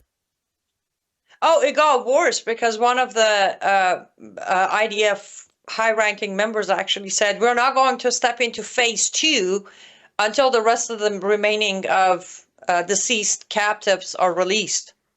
I was like, wait, phase 2? So you're telling me we're 19 points away from the deal? Yeah. But yeah. And then this concluded by, we remain highly optimistic for the future of peace in the region. They didn't say we're optimistic about the presence of peace in the region, the future of peace in the region. Oh, somebody might want to get a hold of the Admiral. Yep. Shahram? Well, yeah, this is like, we laugh, but the problem is, Brandon, it's exactly what you just described, because the aspect of deceiving God's people, the aspect of deceiving the world, that is a deeply demonic thing. It's a deeply serious thing. And, you know, as a pastor, as a believer, I don't want one Christian to be deceived. I don't want one brother and sister in Christ to be deceived. I wouldn't want your children to be deceived. I don't want my children to be deceived. And so when they use this type of language, when they make proclamations like Trump sitting on Monday and saying, well, 3,000 years, we're here, we did it, and this is going to hold, there's the lack of humility. And then everybody rejoicing. When Eric Trump says, we saved Christianity and God, it's done. It's done. When the Bible says we're in a daily spiritual war against powers and principalities, and there will be no peace. Didn't Jesus say both in the book of Matthew and Luke, I have not come to bring peace on earth, but to bring division, even division through a sword, because the truth divides. So this is about false hope, false peace. And now, and I love what you said, Brannon, we're trying to discern between the mega cult and those who doesn't want to see America become a great nation again? I want to see America become a great nation again. But America was only a great nation because it actually honored the God of the Bible. It was a godly nation. There was internal liberty, internal sense of morality. That has been lost. What? Just because we sat at the table with a bunch of jihadists who hate our guts and whose express purpose is to implement global Islamic law and believe that Jesus is going to come and destroy the cross and kill all the Jews and usher in Sharia across the earth. That's their version of Jesus. No, I'm sorry, Mr. President. I'm sorry, MAGA people. I can't sit at the table. By the way, remember, Brannon, in 2020, I publicly came out and I was not liked at the time. And I said, I absolutely will not support the Abraham Accords. Nope. That was right at the end of his first administration. I said, it's a spiritually deceiving document. Yep. It's a spiritual falsehood. And people were like, how could you? This is great. He's going to usher in this. He's going to bring this. That was back then. Now, look, this has gone on steroids. And so that's why we are doing what we're doing, because our allegiance is not to any man. Our allegiance is to the word of God, to God himself, to the truth. And if you're a truth seeker, then you need to follow the truth. Mm-hmm. And that's why we're willing, you're willing, we're willing to be disliked, to be ridiculed and criticized. You know, we already get our share load from the left. Now we're going to get it from the quote right. Yep. Because and here we are in the pincher, because we're going to get it from the left and the right. And yeah, it's so sad to watch so many people being led by people that have so little discernment. Yes. No understanding of biblical Christianity, no understanding really of the Bible or the real gospel. And yet I watch Christians lap it up. I watch Christians on social media lap it up. And yet here we say we have peace in the Middle East. I wonder how the wife feels tonight and the little child or multiple children whose husband and father were just murdered because they're a Christian pastor in the Middle East. Mm-hmm. But Donald Trump and the folks in America tell us we have peace. There's peace in the Middle East. Yeah. It's a golden age. But yet my husband, the father of my children, was just beheaded because he refused to surrender to Islam and say the Shahada. My daughter was just raped by the Islamists because they see her as nothing but a dog because she's a Christian. I have heard the stories by people like Usama Dakdok of the fathers that were dragged out of their homes in Egypt and told, say the Shahada and convert from Christianity to Islam. And they said no. They brought out their wife and daughter and raped them in front of them. No. They killed them. This is going on in the Middle East.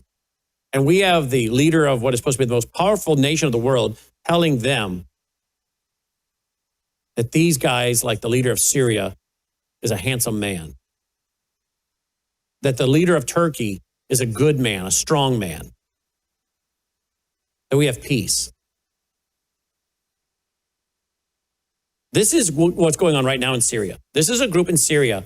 I want you to read and I sent it to Usama Dakdok today to make sure it was translated correctly. Listen to what they're saying in Syria. They're going to do to the Alawites and the Christians. Bismillah ar-Rahman ar-Rahim. Alhamdulillah Rabbil Alameen.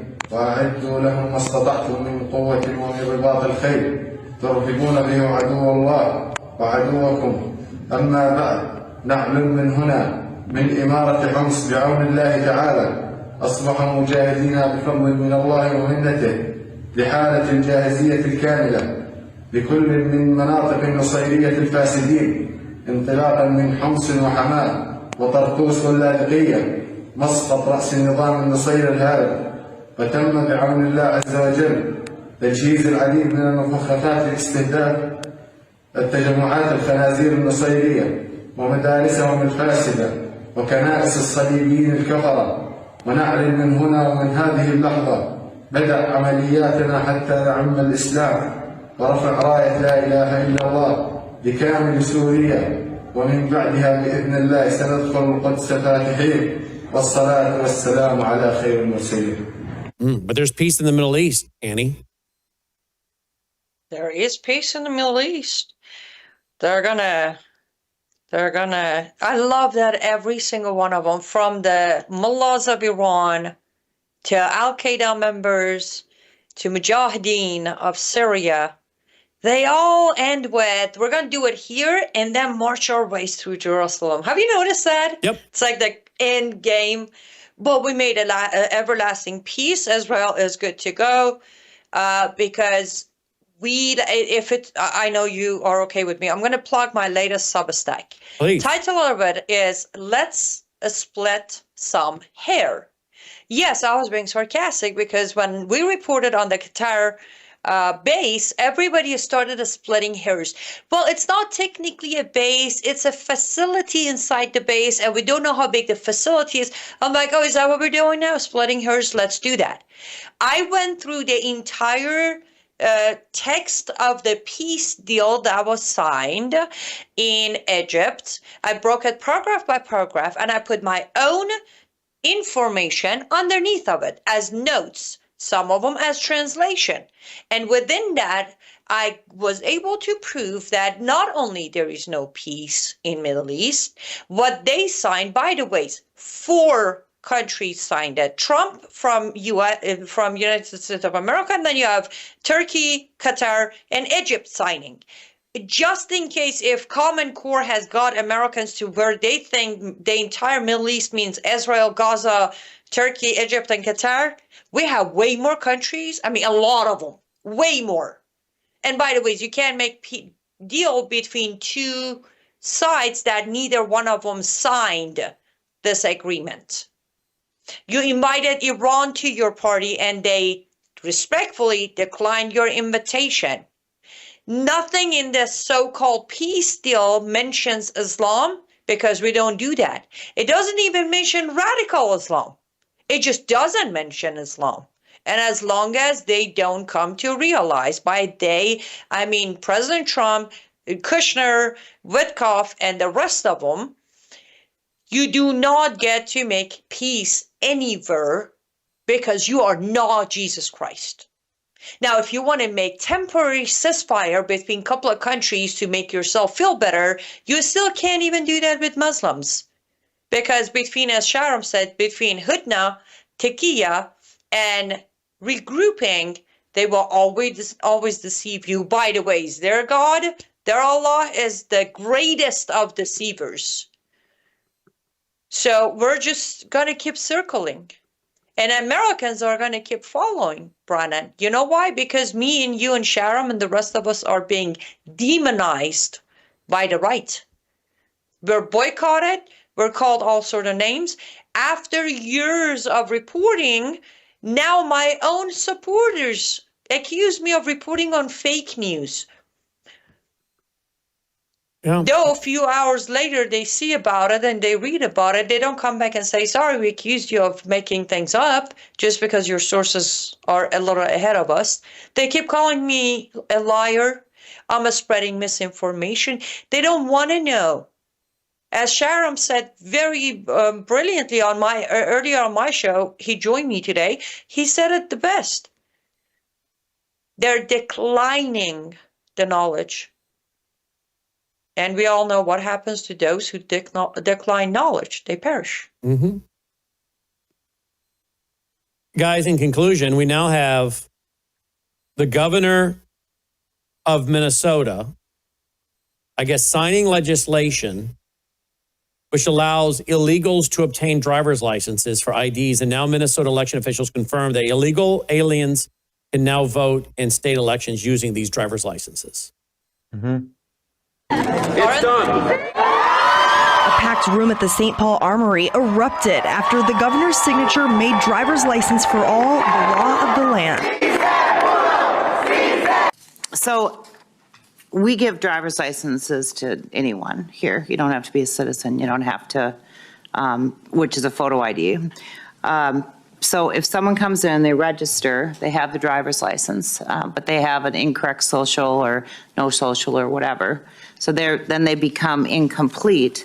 But if they walk in to vote with their driver's license, does that make them all of a sudden now okay? Mr. Linnell. Madam Chair, so the designation on the roster for someone whose registration had been incomplete, if they present the election judge with that acceptable identification document, that would clear the challenge from the roster and they would be permitted to cast a ballot. Mr. Anderson. Well, okay, there's your problem potentially. So thank you. So just to clarify, someone who is not a citizen but presents a driver's license at that point in the process could be permitted to vote. Madam Chair, at the time of registration, as well as at the time of submitting a ballot, every voter is signing the attestation affirming their eligibility to vote, including that they meet all eligibility requirements, that they are a U.S. citizen. Yep. And so just trust them. While America is literally being taken over, and this again is part of my frustration, President Trump is sitting with jihadis, making deals with terrorists, terrorist organizations, terrorist groups, terrorist nations, terrorist states, praising them, doing business, I guess, with his own family business and organization, instead of doing what is his responsibility if we want America first, which is secure our country, get these Islamists out of here, do what he said in that initial clip, monitor these mosques, warn the American people about these mosques, stop these compounds, get rid of these voting machines, and stop letting the illegals have driver's licenses they can turn around and use to vote. He's concentrating on his legacy and are paving the way for more business deals. I don't know. But I can tell you what he's not doing. He's not taking care of the biggest existential threat to this country. And he said himself in that clip I played earlier, let's not be the stupid people. And yet that's what we're being. We're being the stupid people, claiming that we're pursuing peace with people that didn't even show up in the room, that refuse to even agree to the 20 points. And while everyone's distracted, Islam is getting a foothold. They're building mosques. They're recruiting our kids. They're building and advancing their terror cells. They're building a bigger and bigger relationship with the drug cartels and the drug terrorists. And folks, do not be shocked. Logan, mark this down. Do not be shocked when America, sadly, I believe, will have a major terrorist attack and you'll be able to track it back to the Islamists and the drug cartels working together. We have 40 bomb threats that were called into schools in Florida. Our schools, as we've been warning on this broadcast since 2008 on radio, and you can find it in our vault, worldyoutube.com/vault. Since 2008, over and over and over again, warning about the soft targets of our schools in America. Now we have 40 schools being bomb threats called into them in Florida. We're so busy watching our politicians do everything for their own benefit, but not what's at the grassroots level of safety and security. You want to talk about peace and safety? The only time they ever talk about peace and safety is when we have to give up some of our liberties. Get a shot, a bio-death shot, a bioweapon shot, a COVID passport, put on a mask, take a digital ID, get biometrics, safety, efficiency. Why is it these guys never concentrate on safety at the grassroots level? But instead they pursue pie in the sky. And trust you me, Palantir, I will not be shocked when Palantir is rolled out into Gaza to save the day and institute stability with Mr. New World Order, ID himself, one world religion, Tony Blair. And it, as I said over and over, becomes the model for the rest of the world. Closing comment from Shahram. Agreed 100%. I mean, Brannon, they said it, technocratic rule in Gaza. Gaza will be could be a leading way. I mean, the globalists are allowing the Islamic world to lead the way on all of global governance, the economic system with Sharia financing, with equity-based financing, and they are with the control mechanism. And ultimately, it is leading to perhaps the greatest deception the world has ever seen. Two things that I want to highlight, what Annie said earlier and part of her Substack.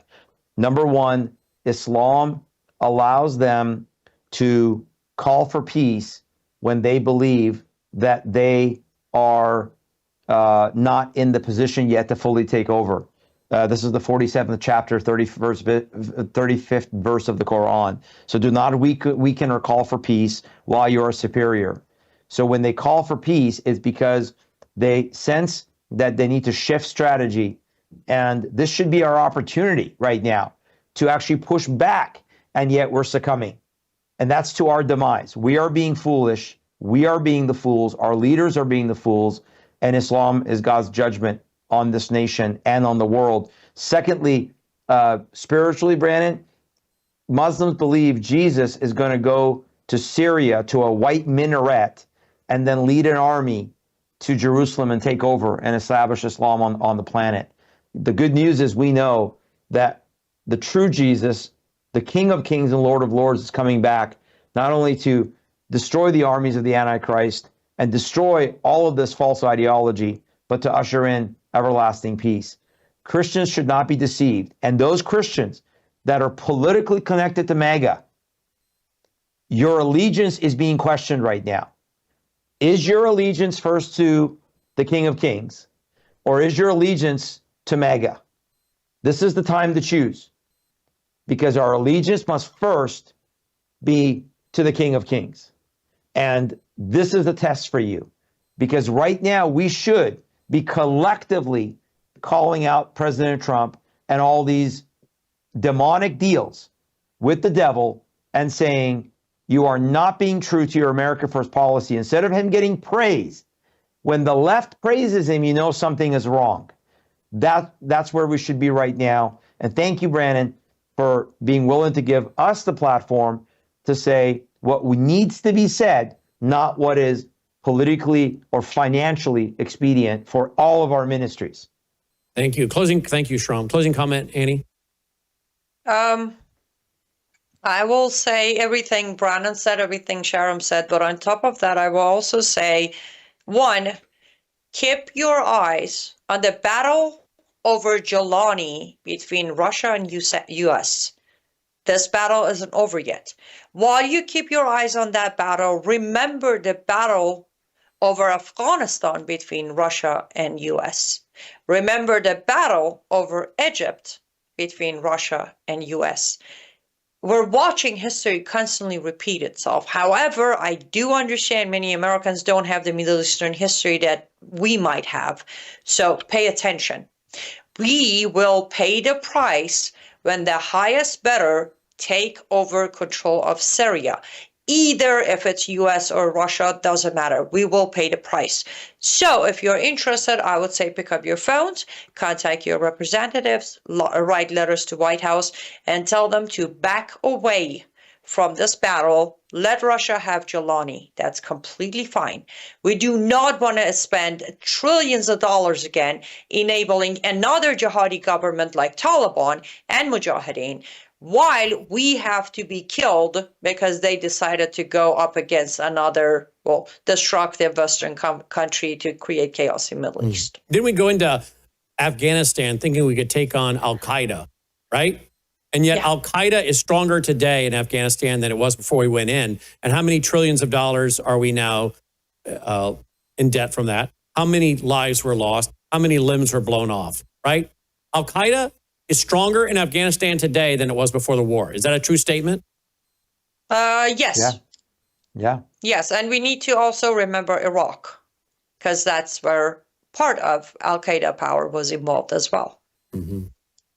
And between Iraq and Afghanistan. And Brannon, Iran is now getting stronger again. Iran, I'm sorry, Shahram John, Iran is not getting stronger. Iran's back 100% fueled. Yesterday in the UK Parliament, they displayed one of the Shahed 136. And they literally said, we're displaying this because this is playing a central role in Russia-Ukraine war, and this is Iran made. And those are the very missiles that are being stored in Venezuela. Iran isn't getting strong again. They are 100% ready. And this time there won't be an element of surprise like there was one during the 12 Days War. So, but the good news is, there's always a good news. I have two good news. In this case, the good news is President Trump announced 2 days ago at the Israeli Knesset that he's going to put Kushner in charge of negotiations with Iran now. Yay, he's going to sell us all out to Iran now. Was my sarcasm tone enough to No, I got it. I got it today. I got that one. He made some comment today about Iran. Trump in the Oval Office. Yeah, he said something like, oh, when the sanctions are imposed, they're going to be desperate enough, they're going to call and ask for a deal. By the way, we haven't imposed the sanctions. Another myth, another illusion. The sanctions going to make him come to the table, but we haven't imposed the sanctions And by the way, yet. apparently we're going to send Jared Kushner now to negotiate with Iran. Yeah, that's what I just said. I said, yeah, he's going to go sell us all to Iran now. I didn't hear that because I was reading the next headline here. Yes. Man alive, I would put Jared Kushner on the short list for the Antichrist. I mean, good grief. A little toe that rises out of nowhere, right? You know, out of Daniel. This is the Substack that will come out tomorrow. There is a huge, Brannon, there's a huge difference between Kushner being bought by Qatar or Turkey or Saudi Arabia than Iran. Like, he has no idea how quickly they're going to buy him out. Like this. Here's what he said about Iran. Here, I found it. Here, listen. It didn't work out too well. So they used to have the support of Iran. Today, Iran they're trying to survive. You know, when I heard the reports 2 weeks ago, Iran's looking to build a nuclear weapon, I said, don't worry about it. They got a lot of things they want to do before nuclear weapons. I said, the last thing they want to do is a nuclear weapon. It didn't work out. And if they did a nuclear weapon before they got even close, that site would be attacked and it would be wiped out. Yes. You can't attack that site, Trump. I reported on that site 2.5 months before your government.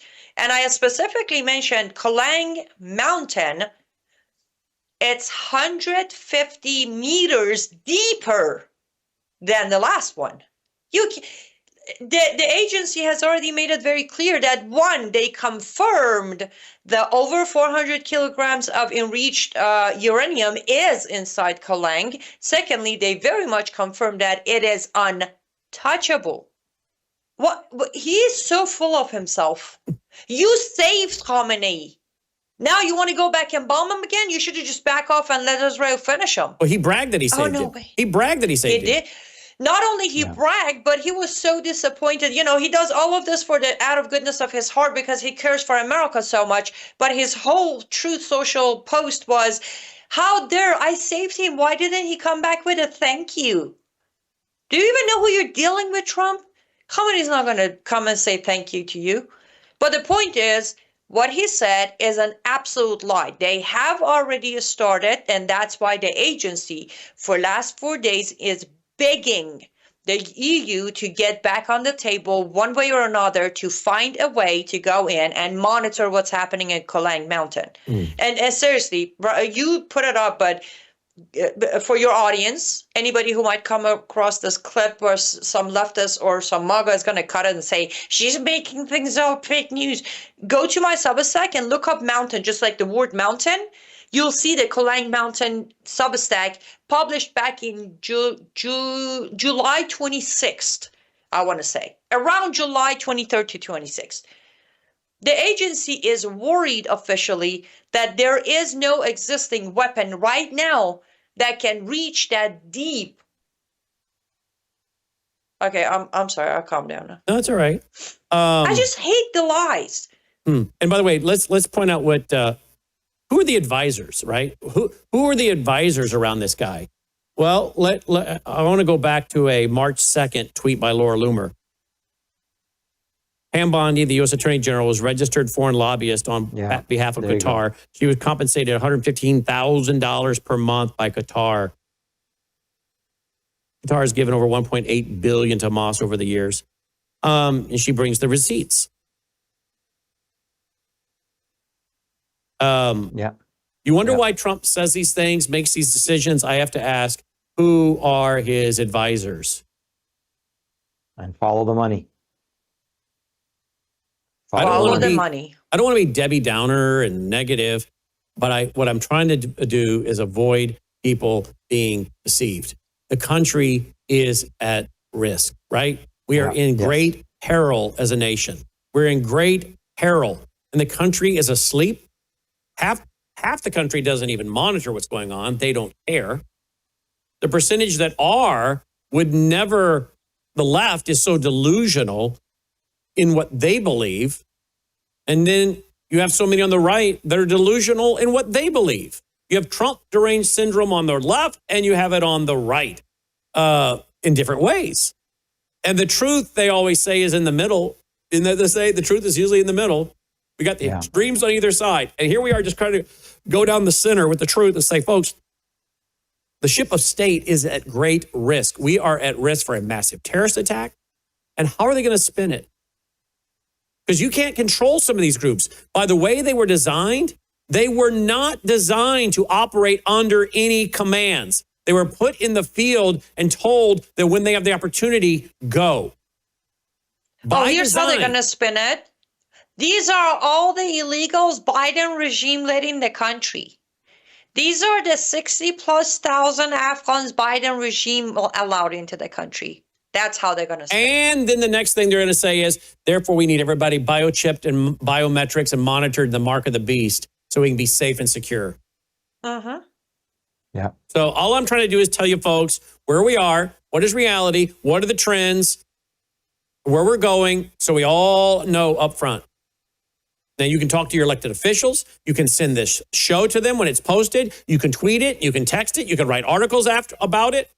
And you can help spread the word that we were in big trouble during the Biden administration. And the great threat was the Biden administration and the federal government and these agencies against Christians and conservatives. The great threat now is the Islamists that are apparently compromising this administration, and they are growing in America, and they are now posing a threat to the Christians and conservatives again. What's ironic, though, is most of the Christians and conservatives knew they were at risk from a rogue Marxist government under the Biden regime, but they don't understand that Islam is growing under this administration, and maybe long after Trump leaves, we will have to deal with the massive, massive consequences, if not before. That's what we're doing. Yeah. All we're doing is being watchmen on the wall that are shouting and telling you what the real score is, what the real state of reality is, not the fake news stories and the propaganda and the PR. And yep, like the old movie line, you can't handle the truth. Most people can't. And I'll tell you something, when God forbid we have our own October 7th, so many people are going to be so confused. And when people are confused, guess what they do? They surrender to the first person that promises them normalcy, returning things to normal, security and safety. Just take the chip. Just take the mark. Just get registered. All right. They say peace and security. When they say peace and security, then sudden destruction comes upon them, Brannon. You know what else? And can I just add, just really quick, one thought that hit me, because we started talking about Israel as we've shifted to America. I just want to go back to Israel for 1 second. The sad part of it is that at a time after October 7th, when we've seen the worst global hatred, anti-Semitism, which is just demonic, coming out of not the left, but the right, Christians, conservatives, MAGA, turning on the nation of Israel, on biblical Zionism. Again, not an endorsement of the Israeli government in any form. At a time when we're seeing that go off the charts, now all of this false peace is further going to villainize the Jewish people and God's promises to Israel at a time when they need true Christians to stand with them. The Christians are being given a positive, false positive view of the Islamic world and not understanding that the worst persecutors of Christians and Jews by far for over 1,400 years is Islam, because it is nothing but Satan himself and the satanic hatred.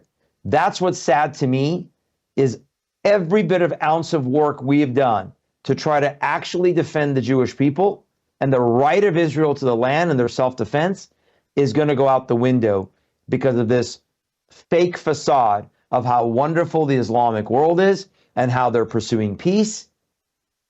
And that's how they're betraying Israel and they're betraying Christians at the same time. That just was the final thing that I wanted to say. And I'll tell you, when you go from one administration to another administration to another administration, and things really don't change. We still have the corrupt IRS targeting people, targeting Christians. CARE is still here.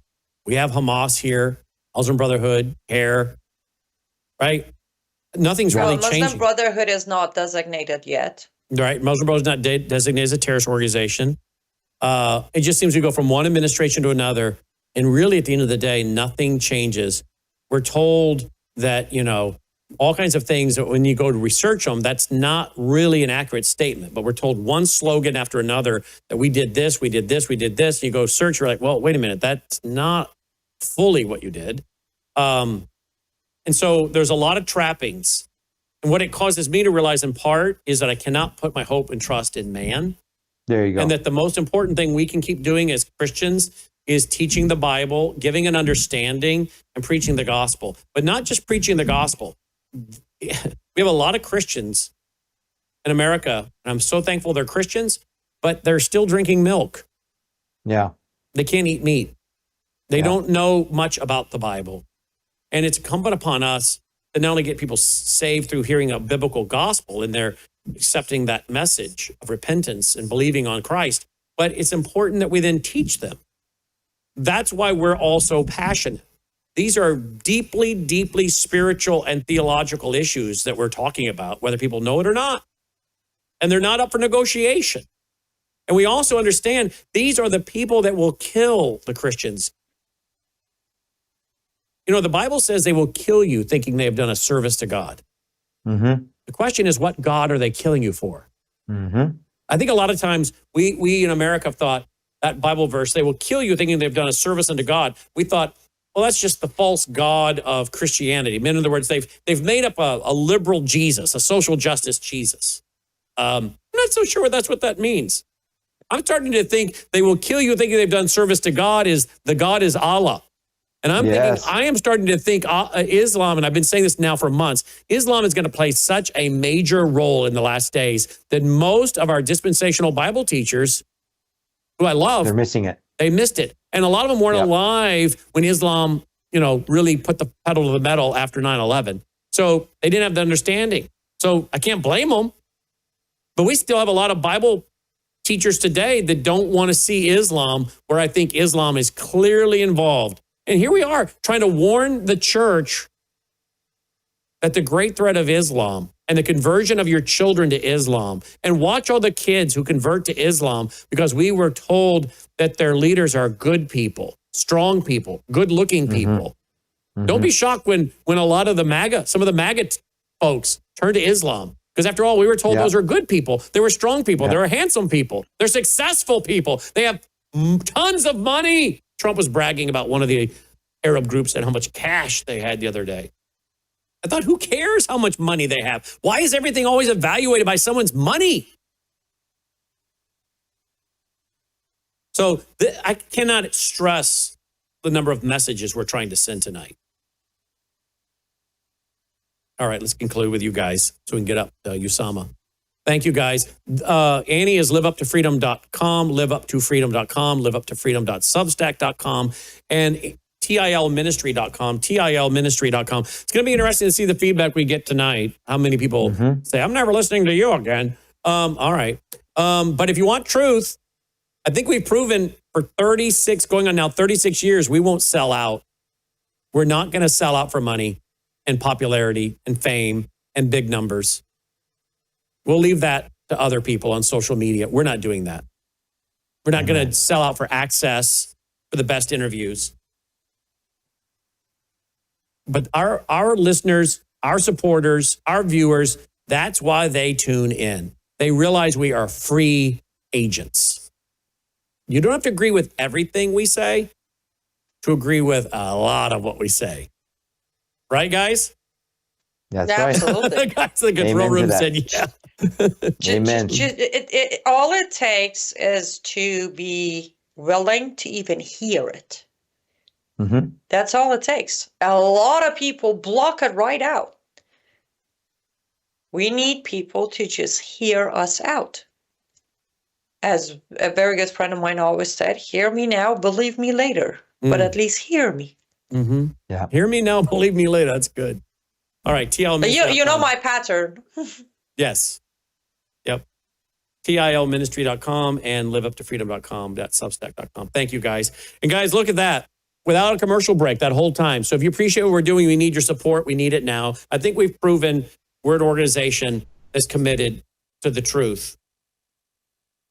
We are trying and striving and persevering with all of our faults, with all my faults, with all of my weaknesses, with all of my imperfections.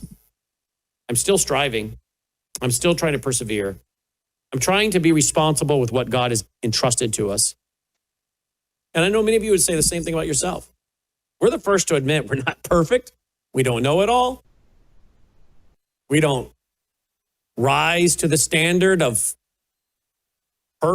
perfection. We're still involved in the sanctification process, ongoing faithfulness and obedience. Romans 6 and 7, dying daily to the old man, renewing the mind. But I think we've proven in nearly 36 years, we do not want to deceive people. We want to be on the side of truth. We are not going to sell out. We are not going to be bought. I think we've proven that. I think we just proved it tonight. So if you appreciate what we're doing, we need your support. Please go there. Worldviewfoundation.com, worldviewfoundation.com. You'll also find our mailing address there. If you prefer to support us through the mail, we are needing more regular monthly donors, okay? You know what? We have some of our donors that retire and then they say, I've just retired from my job and I can't afford to financially support you anymore. I wish I could, but I'm retired. I'm on a fixed income now. We have others that say, my spouse died. I can't afford it. We have others that say that they lost their job. And then we have others, their kids send back a letter saying, my father and my mother have now deceased. They're gone. So stop sending your foundation letters to them. I know they supported you, but they're gone. We've been doing this a long time. A lot of our donors have passed away. We need you to replace them. We need you to step up to the plate if you're not. If you are, thank you. And maybe I don't say thank you enough. Thank you. But if you're not supporting us, and you can, will you? If you can't, don't worry about it. We don't want people turned away. Truth is not for sale. We're giving it to you. But if you can support us and you're not, will you? Worldviewfoundation.com, worldviewfoundation.com. We'll be right back with Usama Dakdok. News is moving faster than ever, and so are we.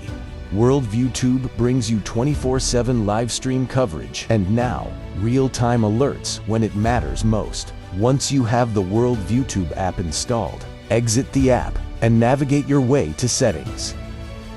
In Settings, locate the tab labeled Notifications. Select the Notifications tab. Scroll down until you locate the Worldview Tube app icon. Select the tab, and here you can turn on and customize your notification experience for the Worldview Tube app. News doesn't wait, and neither should you. Turn on push notifications to stay informed. Every headline as it happens. Hello, I'm Brannon Howse. Would you like to gain access to over 20 years of my radio shows, TV shows, my books? I've written 15 books, and most of those books are ebooks now. And we have conference DVDs, conferences where we filmed our conferences at the Ozarks, literally starting 20 years ago. It's all available in our archived vault. All you have to do is go to worldviewtube.com/vault, worldviewtube.com/vault, and for a reasonable monthly fee, you gain access to over 20 years of Christian worldview programming, news, information, books, documentaries, and a powerful search engine. And folks, it's a great way not only to educate yourself, equip yourself, but it's a big way that you can help fund our continuation as a broadcast network. Please check it out. worldviewtube.com/vault, worldviewtube.com/vault, and help us continue pushing out a Christian worldview. Joining me now is Egyptian Usama Dakdok. Usama, welcome back to the broadcast. Thanks for being with us.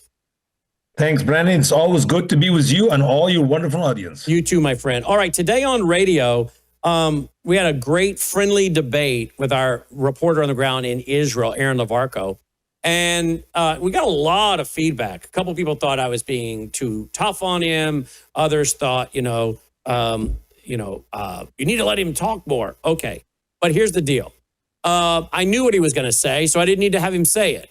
I was cutting him off because he's going to give me the Israeli, can I say, optimistic outlook. And I'm not interested in the Israeli optimistic outlook. I'm interested in truth, okay? And at the end of the debate, for those of you who watched the full show and listened, he said, okay, I think I have to agree with you. In fact, after we went off the air and kept going, after we hopped off the VCY America network, I said to him and the audience who was listening, I said, look, Donald Trump and his administration are grooming you, okay? Your country is being groomed.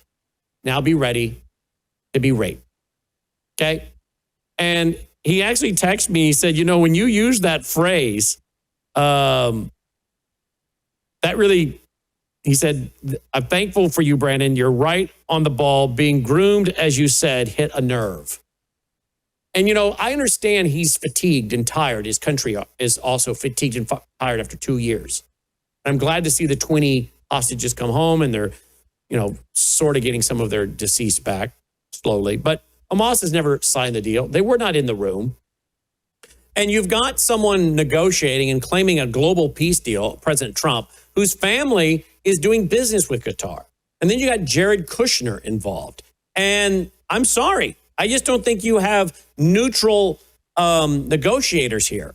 And as much as I agree with President Trump on many things, I don't think he either doesn't understand Islam, which he seemed to in his first term, or, and we've played clips that show he does, or now he's been bought and paid for by business deals. I'm sorry to say that, but that seems to be the perception. Is there anything in your mind that sees it differently?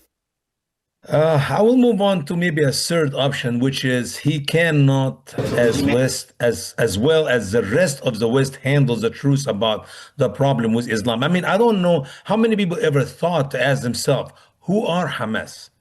I mean, we talked about Hamas in the past, you and I, and we shared about not just Hamas. It doesn't matter what name you're going to give. It is, what is Islam? Because if it's not Hamas, the Hezbollah in Lebanon, the Boko Haram in Nigeria, the Brotherhood of Egypt, or Al-Qaeda in Iraq, or ISIS now, which is growing everywhere, and even in Syria, it doesn't matter what name. The problem is Islam. Couple years ago, just in the beginning of the problem between Israel and Hamas, we heard many people in America, they all shouting, and the video is still available online. As a matter of fact, just a few minutes ago, I went to check it out, where they all said, we are all Hamas. We're all Hamas. What is Hamas? Remember, Brannon, a good 16 years ago when I met you first time, and you asked me the question about Islam, and we talked about the 4 reasons where Muslim in the West, which, by the way, these are the Muslim Brotherhood, are given to the West about why violence? Why there is violence in the Muslim world or in Israel? And they gave us these 4 reasons. Number 1, because these people are poor. Number 2, these people are uneducated. Well, guess what? Mr. Barack Hussein Obama and his team work hard to fix this problem by doing what? Giving money to these jihadis and build schools for these jihadis. Does this help? No. And then the third reason, these people misunderstood Islam. How can you misunderstand Islam when we in America do not even know what's in the Quran? The fourth reason is they are mentally ill. They're crazy. And I said, was Allah crazy? Was Muhammad crazy?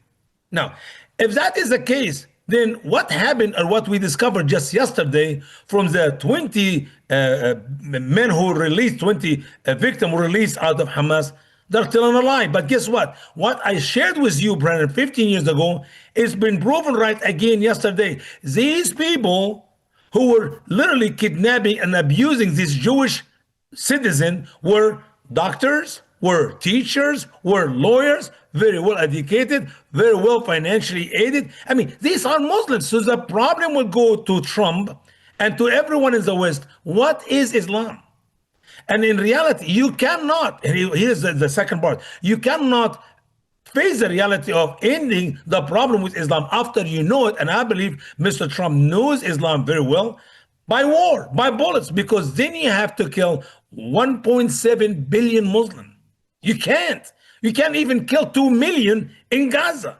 Because face the reality that these Muslims who are called Hamas is the rest of every member in Gaza. They're all the same. They believe in the same Allah. They believe in the same Muhammad. They believe in the same Quran. They are Muslims. And if you know what Islam is, every member in planet Earth is Hamas, including CARE in America. CARE is Hamas. You and I have said that so many times. And what CARE? Are they uneducated? Are they poor? Are they really misunderstood Islam? Are they crazy, mentally ill? No, they're Muslims. So the problem we have in Gaza, we have it here in America, including the mayor in New York and the mayor here in Minnesota. Islam will take over the world unless the world will figure out what Islam is. And if we can figure out what Islam is, now we have a dilemma. What are you going to do about it? Are you going to kill them all? Well, good luck with that. It's a problem. And now Hamas has said, we're not going to lay down our weapons. We're not giving up control. And that's, you know, and what I was arguing about today was this idea, well, we've defeated Hamas in Gaza. No, you haven't. And Hamas can always send in more people. They have billions and billions of candidates. So you haven't defeated Hamas.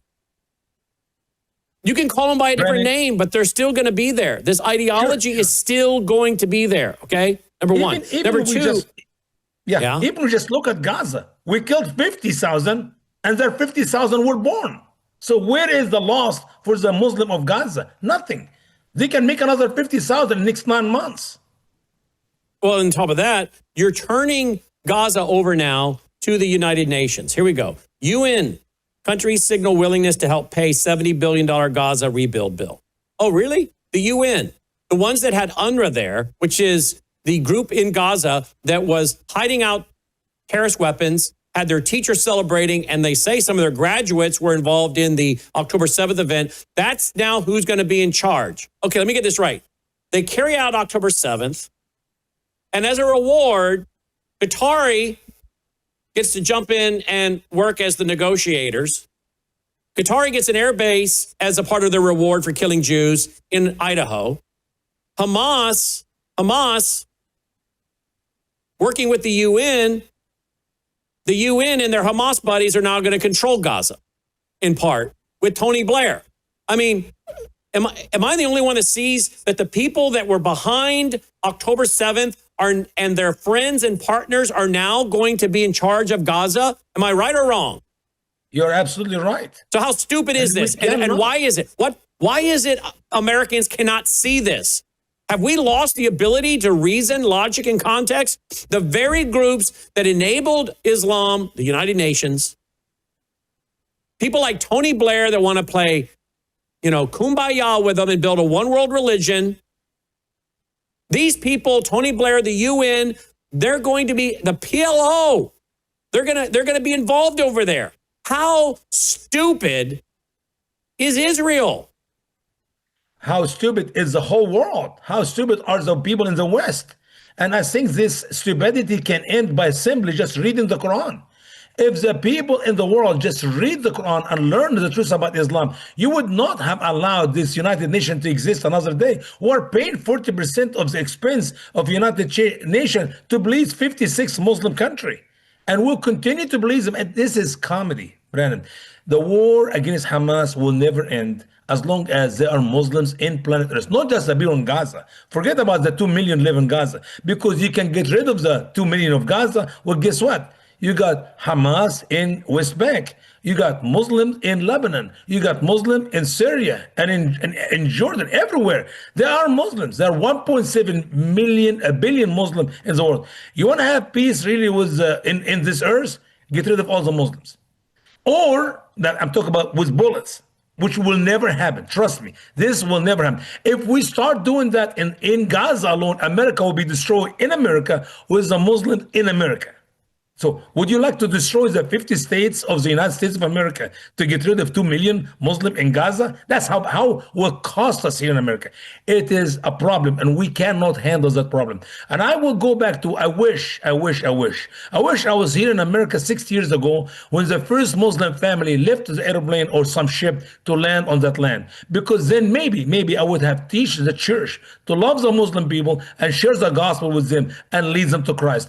But we did not. I believe, Brannon, in simple word is this: the Lord God Almighty asked us as his people, the Christians, to get the gospel to the end of the world. And we choose not to do that. And when we did it with some Baptist missionary as example, those missionaries never read the Quran, they don't know jack about Islam. Hardly any of them led a Muslim to Christ. I'm talking about my own denomination. I don't know about other churches. I guarantee you, they're all the same. They're all secret agents. So we did not do the Great Commission right overseas. So the Lord God Almighty in his love and his mercy brought the Muslims to us here in America. And guess what we did about it? Nothing. I guarantee you right now, if I collect the best of the scholars of apologetics in all our churches, they may do not know how to share the gospel with a Muslim man or a woman who live here in America. And sadly, when we go knock at these churches' doors, ask them, please give us a chance, give us opportunity for free to share the knowledge about Islam with your people, to educate you on your people. Most of these churches say, no, thank you. Literally, for every 150 church, Brannon, I get one now. I get one. These are the conservative churches, not the liberals. Oh, the liberals would love to have the Muslim imam to come and share the love of Allah and the peace of Muhammad with them. But I'm talking about the conservative. So the church in America lived the last 65 years, never bothered to share the gospel with the Muslims because they do not know jack about Islam. They are today still unaware of Islam, and they don't want somebody like me to share the truth about how we can win the Muslims with the gospel of Jesus Christ. And we don't do that. And that's why I believe God now is going to do the other side of the story, which is he will use the Muslims who came to America from all over the world to judge not only America, but even the church, because we have not lived in obedience to Christ to make disciples out of the Muslim people overseas or even here in America. It's a very sad end, and I hate to say it is not going to be any better. So you can talk about the peace in Israel and Hamas, everything will be great. Well, good luck to get rid of Hamas. Even if we killed the last member of Hamas, well, guess what? There is a replacement of them inside Gaza to do even better job with the help of the rest of the 56 Muslim country. That war against Israel will continue until Christ comes back. And so people say, well, what would you expect Israel to do, Brannon? Well, what I would expect them to do is go in there, kill every last one of these people, clean them out, set up your own, communities, build whatever you want. Quit cutting deals with terrorists. Quit cutting deals with terrorists. Here is one of the guys that was just released with his son. Tell me what he's saying here, Shahram, or Usama. Here we go. الكابتن جدول بقول للكابتن جدول هددتني وانت وايوب تدعس على رقبة ابني عشان اسلم اخواتي وقلت لك ما فشرت حنروح خاوة يعني حنروح خاوة وهينا روحنا خاوة وبقولوا لي يا ابو فارس طلع فينا كويس لو دارت فيك الدنيا باذن الله ما تروح من عندنا المرة الجاية الك مش للي. What did he just say, Usama? He's talking about some captain, I don't know, I cannot hear exactly the word Gordon, but he said, you're trying to put your foot or to harm my son to make me give up my brothers. But as I told you, this will not happen. He was asked by some captain, I believe, maybe some Jewish military leader. They were trying to use his son as a leverage, threaten him to harm his son, unless he tell them the names of the Muslim jihadi, I guess, of Hamas in Gaza. And he refused to. And he is actually making a challenge. I told you that I'm not going to do it, and we're not going to do it. And I think from the accent, it's a Palestinian accent, a little bit different than Egyptian. He's telling that you're next. He's literally threatened that whatever this captain or some guy who's trying to force him to give up names about some other Muslim jihad, and he did not, that he threatens them. He will go back someday and kill that Israeli guy. But I could not get exactly word for word. And by the way, his son. The point is, this is Israel's released 2,300 of these people. including one jihadi that was so inept at his job, he was a suicide bomber, just blew off his own leg. He'd been held for decades. They released him. The failed suicide bomber didn't even die in jihad to get his 72 perpetual virgins. I don't know how many he killed when that happened, but he lost his own leg. I saw a video of him today. They release these kind of people, rapists, murderers, and Israel thinks that this is just going to keep going well for them. And I have to actually argue with some of these friends of mine that you're being set up.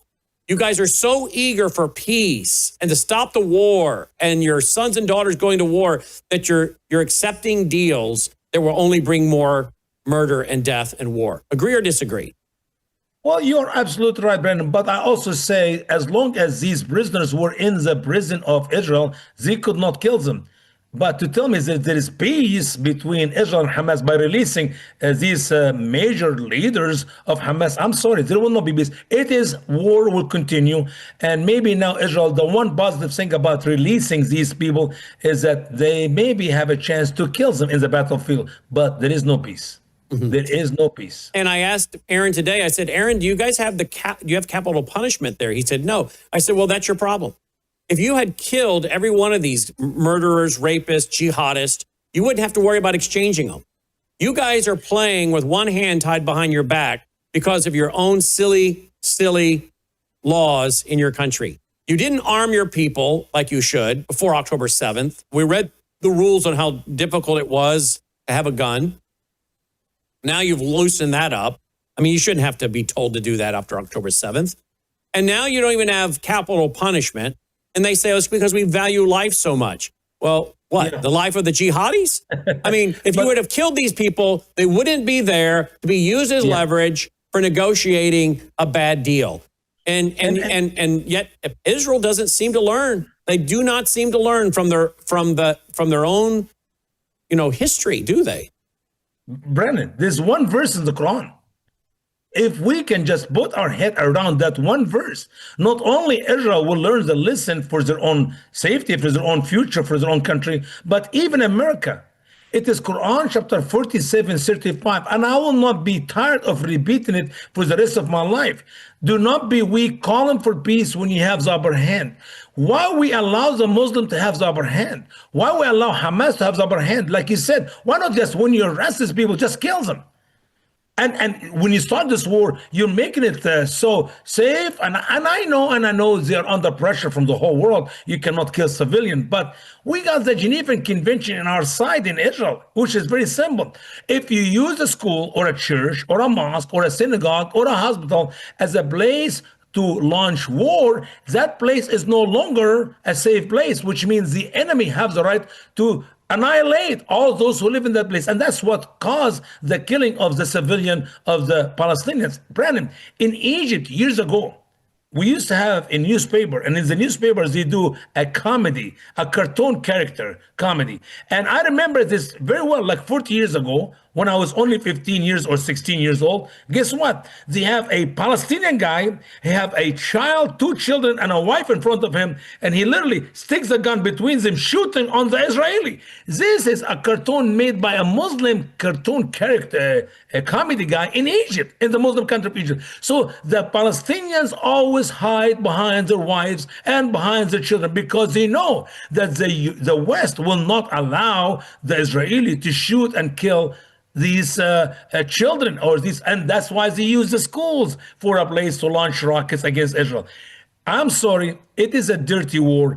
50,000, you might as well go ahead and kill the rest of them. This is my flesh opinion, but my spiritual heart opinion, why not? Why not? We as a Christian love the Muslim people right and leads them to Christ. And the evidence is very amazing. I can bring to your show, Brannon, people from every country around the world. These are Muslims who became a Christian.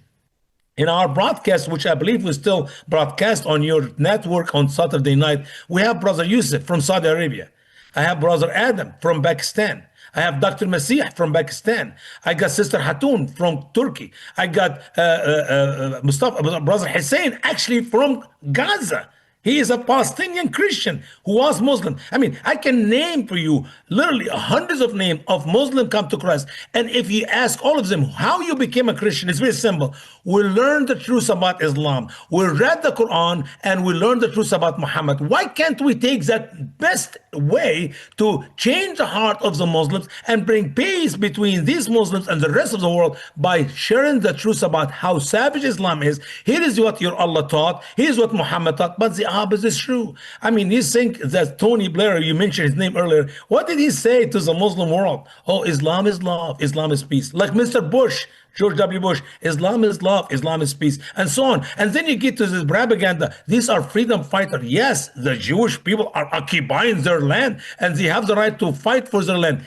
Garbage lies mixed with garbage lies from our leaders, from our people, and we end with having the snake bigger and bigger. And the bigger the snake, the bigger the bite is going to be. And believe it or not, the Muslims we're talking about in Israel are right now here in America. What you see happening in Israel is happening right now in America. And nobody is telling the truth about Islam. You know, Brannon, I just have a piece of information, brand new. Do you know that in Nigeria, 100,000 Christians were slaughtered by Boko Haram? And I never heard any Christian, forget about the stupid people who protest all over America for Hamas, for the Palestinians. I have not yet in America see a Christian church stood up with a sign, peaceful sign, to say, stop the killing of our Christian brothers and sisters in Nigeria. When Boko Haram killed 100,000 Christians from 2009 to today, literally in these some years, we got 100,000 Christians slaughtered by the hand of the Muslims, and nobody talk about it. The church in America is not talking about it. And I believe the sin of silence when it comes to the persecution of the Christian all over the world is big in America. No church would like to talk about it. Or guess what? You harvest what you plant. And yes, indeed. And yet, here's 60 Minutes telling us what a great guy, apparently, the former leader of ISIS, whatever group you want to call him now, the president of Syria. Look at how they made him out. Look at this. And then, this is the guy that President Trump calls a good-looking guy, by the way, right? I mean, sure. And by the way, he just went and met with Putin today. So apparently we were going to try to keep Russia from having bases in Syria. How's that working out? Again, we think we can cut deals with jihadis, and it's going to work well, and you can trust them and sign deals with them. Really? Maybe that's why he gets along with Trump so well. Trump's a pragmatist. President Trump's into pragmatist. I mean, what do you make of this? Are they helping to rehabilitate his image? I mean, do you believe what he's telling you? Do you believe him? He have not changed since he was 17 until he died. He's a Muslim. Did he shook her hand when he did the interview? I don't know. I didn't see the beginning. I will doubt it. If he did it, it's propaganda. It's called taqiyya, to keep his prestige. When some of the females, I don't know, I think she's a British lady, came to Syria. She went to Syria. He refused to shake her hand. He will not shake a hand of a female. That is a Muslim jihadi. You can wear a suit, you can wear a tie, you can talk nice, you can talk soft, you can talk sweet, but you're still a Muslim. She need to ask him a simple question. Do you believe in the Quran? Are you a Muslim? And that will end the conversation. See, the problem is we don't even know what's in the Quran. Even if she asked him, do you believe in the Quran? We got 218 people in America swear to office in our last election on the Quran in America. Imagine that was me. A Quran which teaches the Muslim it's okay to lie when you give your oath. Quran chapter 2, verse 225. And we allow Muslims in America to run for office, swear on the Quran. Man, oh man, I'm sorry. I can have a same guy, this president, on a camera, same mic, and I can expose him in less than a minute. Do you believe in the Quran? Yes. You believe the Quran said that the wrath of Allah is against the Jews and Christians are lost? Yes. You believe Christians are infidels? Yes. You believe you must behead all the Jews and all the Christians? Yes. You believe Islam is only accepted religion? Yes. That's it. These are 5 verses in the Quran. And if you say no, I will ask him to read the Quran. Read the verse for me. And guess what? I will expose them for good. These women who went to do this interview for this program or this channel, they're a bunch of nuts. They remind me. Well, she didn't even push back when he said that I never killed anyone outside of the Syrian regime. And yet, wasn't he behind the slaughter of thousands and thousands of Christians? and Yazidis and Alawi and even the Druze. Thank God for Israel. They went and were got they outside all of the were they outside of the Syrian regime? No. They were living in Syria. They were Syrian people. Right. Our Christian people are Christian in Syria, born in Syria. As a matter of fact, they are the original But were they part people of the country. were they part of the regime? He said, I didn't kill anyone outside the regime. Were they part of the regime? Or no, the answer is he did kill people outside the regime. Many of those Christians they killed, they weren't part of the regime. Were they? They may have been more friendly have nothing to do with the the politics of Syria, and the Christian right now are paying jizya in Syria. Why? Why are we paying tribute tax that we do not lose our life? Because Sharia teach if my Christian families and my Christian friends, my brothers and sisters who live in Syria right now, if they will not pay the jizya, they will lose their head tomorrow. Okay, we got to explain that. The jizya is a tax the Christian pays to the Islamists to keep them from killing them. And you're saying in Syria, the Christians are paying this jizya or tax so the Muslim won't kill them. Yep. It is the word of Allah, Quran chapter 9 and verse 29. And let me read what Allah said. It says here, engage in war with those who do not believe in Allah, nor in the last day, nor forbid what Allah and his messenger forbid, nor believe in the religion of truth, that is Islam, among those who have been given the book, these are the Jews and the Christians, until they pay the jizya out of hand and they are subdued. It is the Sharia, it is the Islamic law, which force every Christian today in Syria to pay jizya for the saving of their life. Otherwise, if the Christian will not pay the jizya, the Christian man will be killed, shot in the street, like the video you showed me yesterday by Hamas, and the women and the daughters will be taken as captives, as spoil of war. It is back, one step back again. We go back to the days of Muhammad and how Muhammad treated the Jews and the Christians in the early days of Islam. Nothing has changed, Brannon. Nothing has changed. TheStraightWay.org, TheStraightWay.org. That's Usama Dakdok. You can get his Quran that he translated in perfect English that's not whitewashed, along with explanation notes, if you really want to understand Islam. TheStraightWay.org. All right. Thank you, Usama. Thank you, man. Appreciate it, bro. Bye-bye. We have a big announcement, folks, something we've been waiting on for several months, and it's now here. It's called Bella Melt. You were on it for just 1 week when you lost 3 pounds. So in the first week, you lost 3 pounds on this, right? That is correct. Your GLP-1 is a natural hormone that's in every single one of our bodies. And your GLP-1 lets you know if you're full. It's a satiety hormone. So when your GLP is working properly, it does help suppress your appetite as well as reduce those cravings. It's a sugar-free fast melt caramel. So what it's going to do best is it's going to reduce your sugar cravings or any other cravings you have in your body. It's going to suppress that appetite. But where Melissa got the most benefit, I think, over the last week was the L-carnitine. The L-carnitine tells your mitochondria, this is where you make, we've talked about it before, this is where you produce energy in your cells.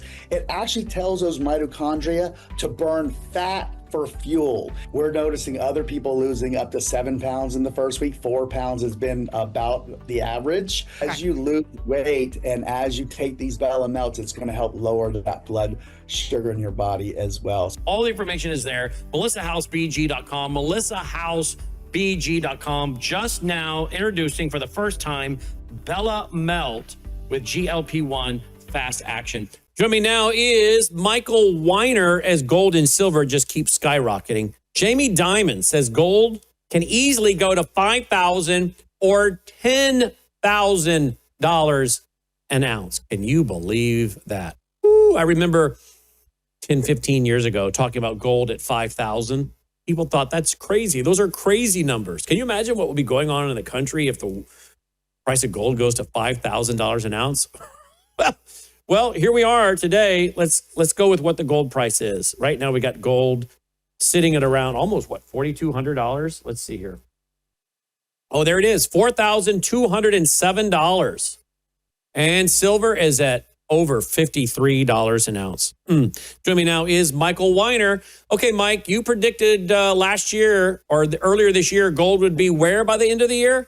Well, I said 4,200, Yes, but you did. I'm ahead of schedule. I moved everything up in the summertime. I moved it up actually in August when we had a show, and I warned people that gold could very likely hit 4,000 by November 1st. We did that 2 weeks early.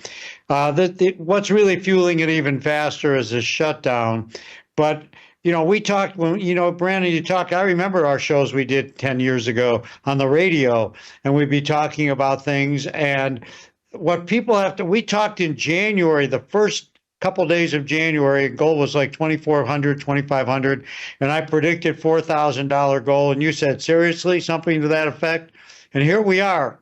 I'm telling you now, Jamie Dimon, who's the most strongest banker in America, one of the strongest bankers in the world, but he's the number one banker in America, to call for $5,000 gold, just like UBS president did.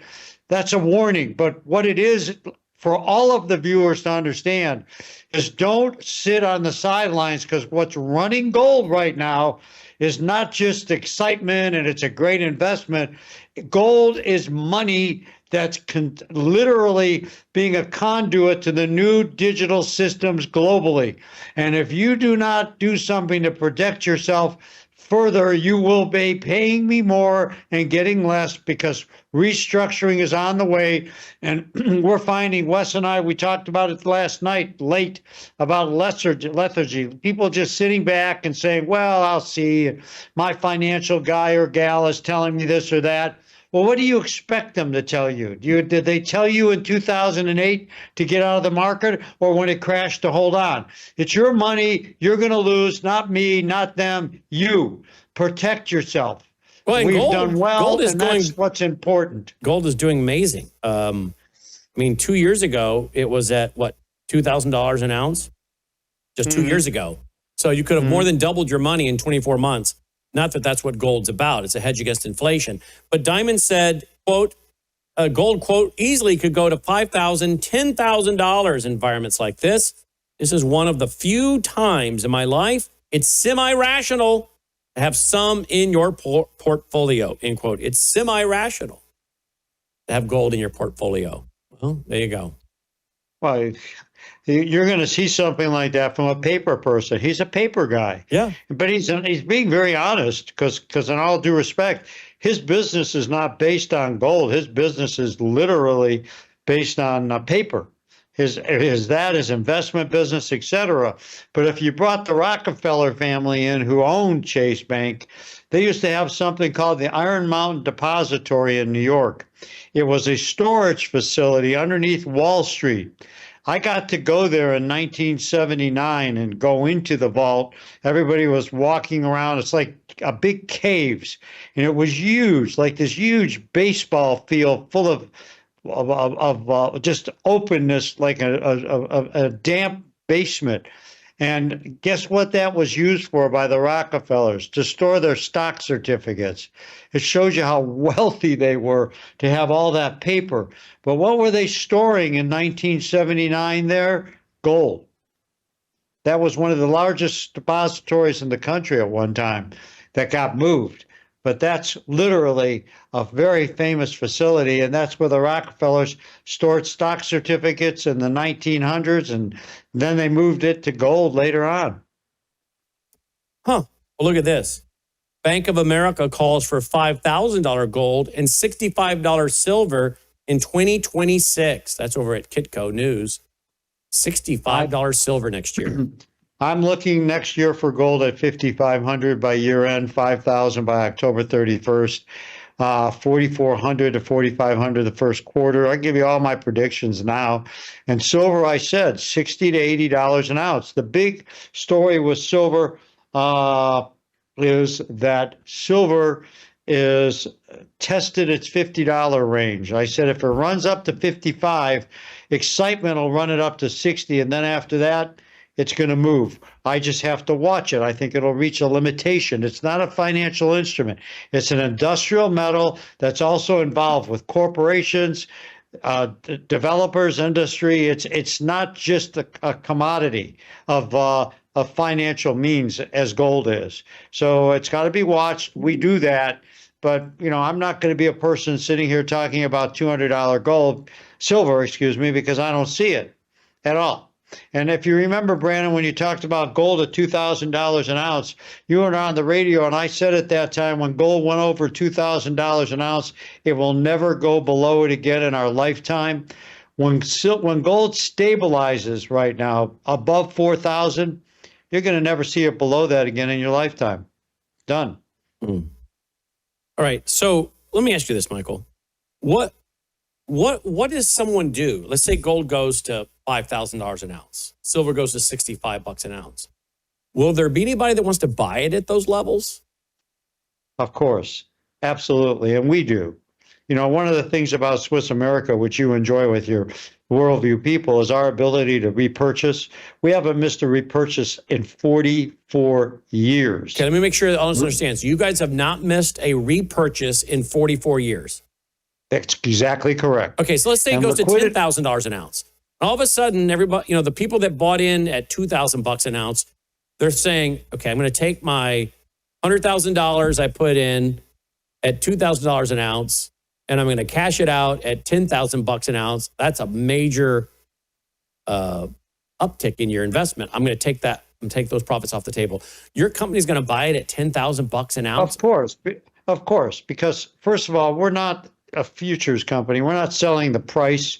We're selling a long-term investment. We don't do business. If somebody says to me, all I want to do is make money, go bet on the price. We're here to secure and protect your estate, or secure and protect your life. If you want to sell something out, we will buy it back. And just remember, there will be more buyers at 10,000 than there are right now. America has been indoctrinated to pay higher prices. Well, look what they've done with Bitcoin, right?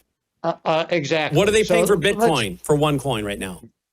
I think, what is it, 112,000 or something like that? It's ridiculous. For one coin. Look, I bought my first gold coin, 1 ounce gold coin, for $42.50 in my lifetime. I've seen it go up 96 times in value. I just had a Swiss America client today, who, not Worldview client, actually, a Worldview person, who retired today. And he needed his money from selling his gold to retire and move down to Florida and take his money with him. And it was planned that way. We planned that way 8 years ago. I mean, he more than quadrupled his money.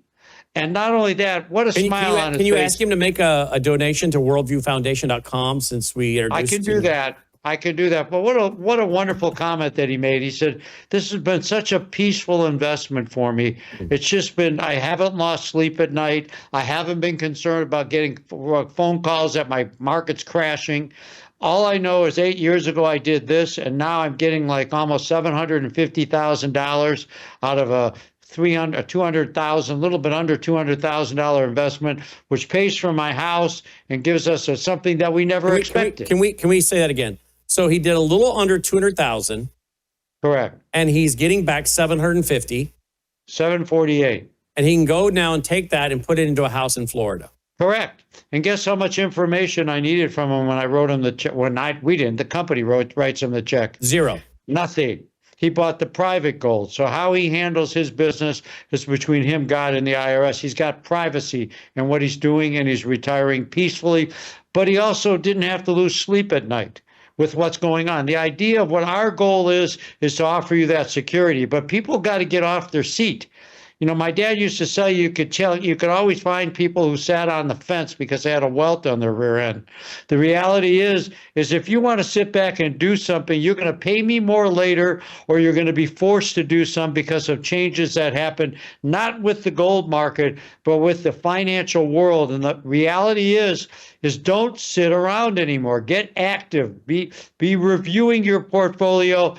Make changes that you need to do. We can help you only if you tell us that's what you'd like to do. All right, tell me what's going on. And by the way, you can do that by going to worldviewgold.com, worldviewgold.com, and fill out the form there, or text West 6. What is the number now, guys?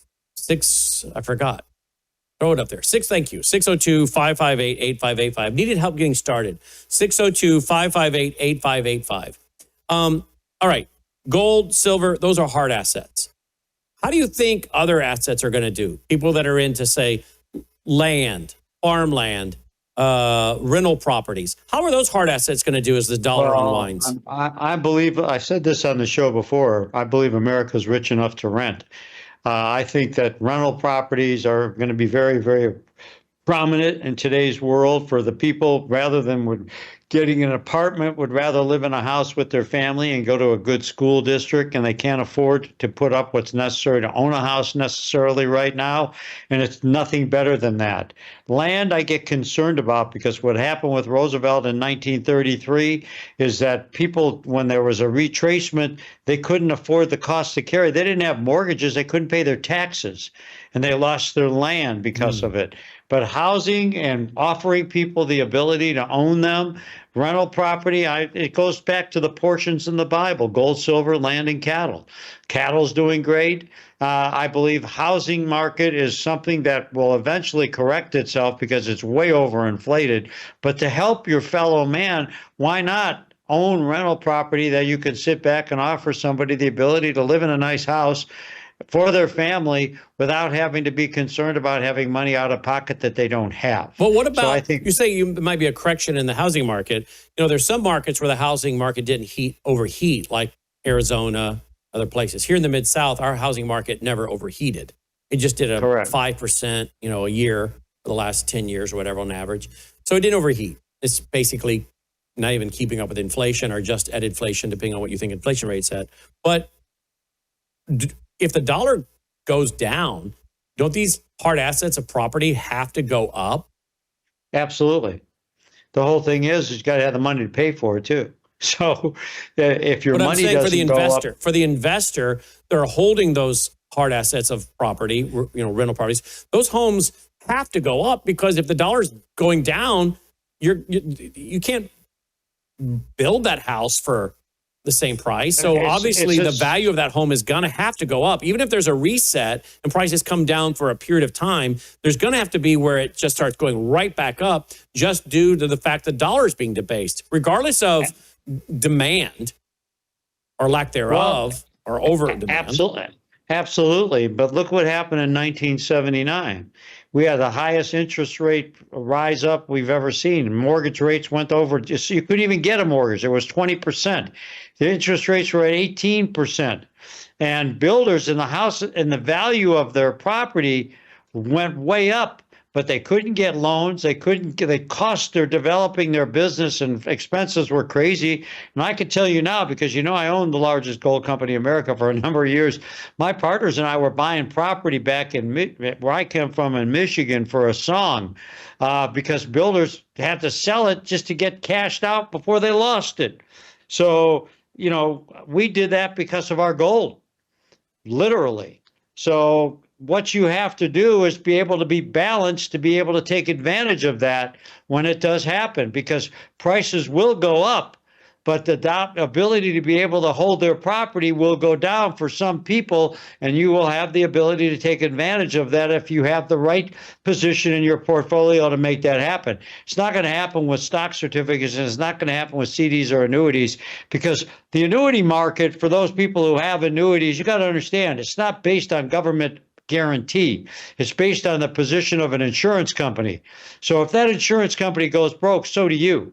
That's why Metropolitan Life, which used to be the biggest seller of annuities, used to have Snoopy on TV all the time touting annuities. You don't see that anymore, because their algorithms and their geniuses out there, their actuaries, looked into the future and said, hey, we can't pay this. We're not going to have that money. And they left that industry. So be very careful with that. Very careful. Again, this is a retracement. I think if you can buy property and you can have rental properties, I think it's a great balance to a smart portfolio. But as far as your cash and your money and your investments, shoring up and making sure you have the right balance of gold within your portfolio is unbelievably important right now. And we can't stress it enough before it's too late. Pay more, get less. All right, there you go. You're going to pay more and get less of it. 602-558-8585. Just text Wes Peters, your name and address. They'll send that free no obligation packet to you. Or you fill out the form at worldviewgold.com. Worldviewgold.com is Jamie Dimon himself even says gold is going to go probably to 5,000, maybe even 10,000. And you have others in the banking industry saying silver will go to $65 next year, 2026. Wow. All right, Michael Weiner, as always, thank you, my friend. Have a good evening. You Say too. hello to Dolly. Take care. All right, guys, that's our broadcast tonight. Do you appreciate all the truth? Worldviewfoundation.com. Can't say it enough. End of the year giving. I'm going to start talking about it now because we have to have a huge end of the year giving. We have to have a lot of folks come and support what we're doing. So we need you to get on board now. Worldviewfoundation.com, worldviewfoundation.com. And as I always say, if you prefer to support us through the mail, you'll find our mailing address there as well. Roll the music. Let's call it a night. Would you like for folks to hear about this? I was in a restaurant in Northern Illinois over the weekend, finishing up a meal with some of my family, and some young guys were there, and one was wearing a shirt that said Loyola on it. I said, "Are you a Jesuit?" He's like, "What?" He had no idea what Jesuit was. Started up a conversation. He commented on my suits. He's like, "What do you do for a living?" I told him. They said, "I'm going to have to start watching you." They actually invited me to come and have sit down and visit with them, but I had to go. What I'm saying is a lot of people want to learn truth. Get these business cards, pass them out. There's a lot of folks looking for truth, and we're offering it here each and every night. So give them these business cards. They're free at worldviewstore.com. May God save America. Take care.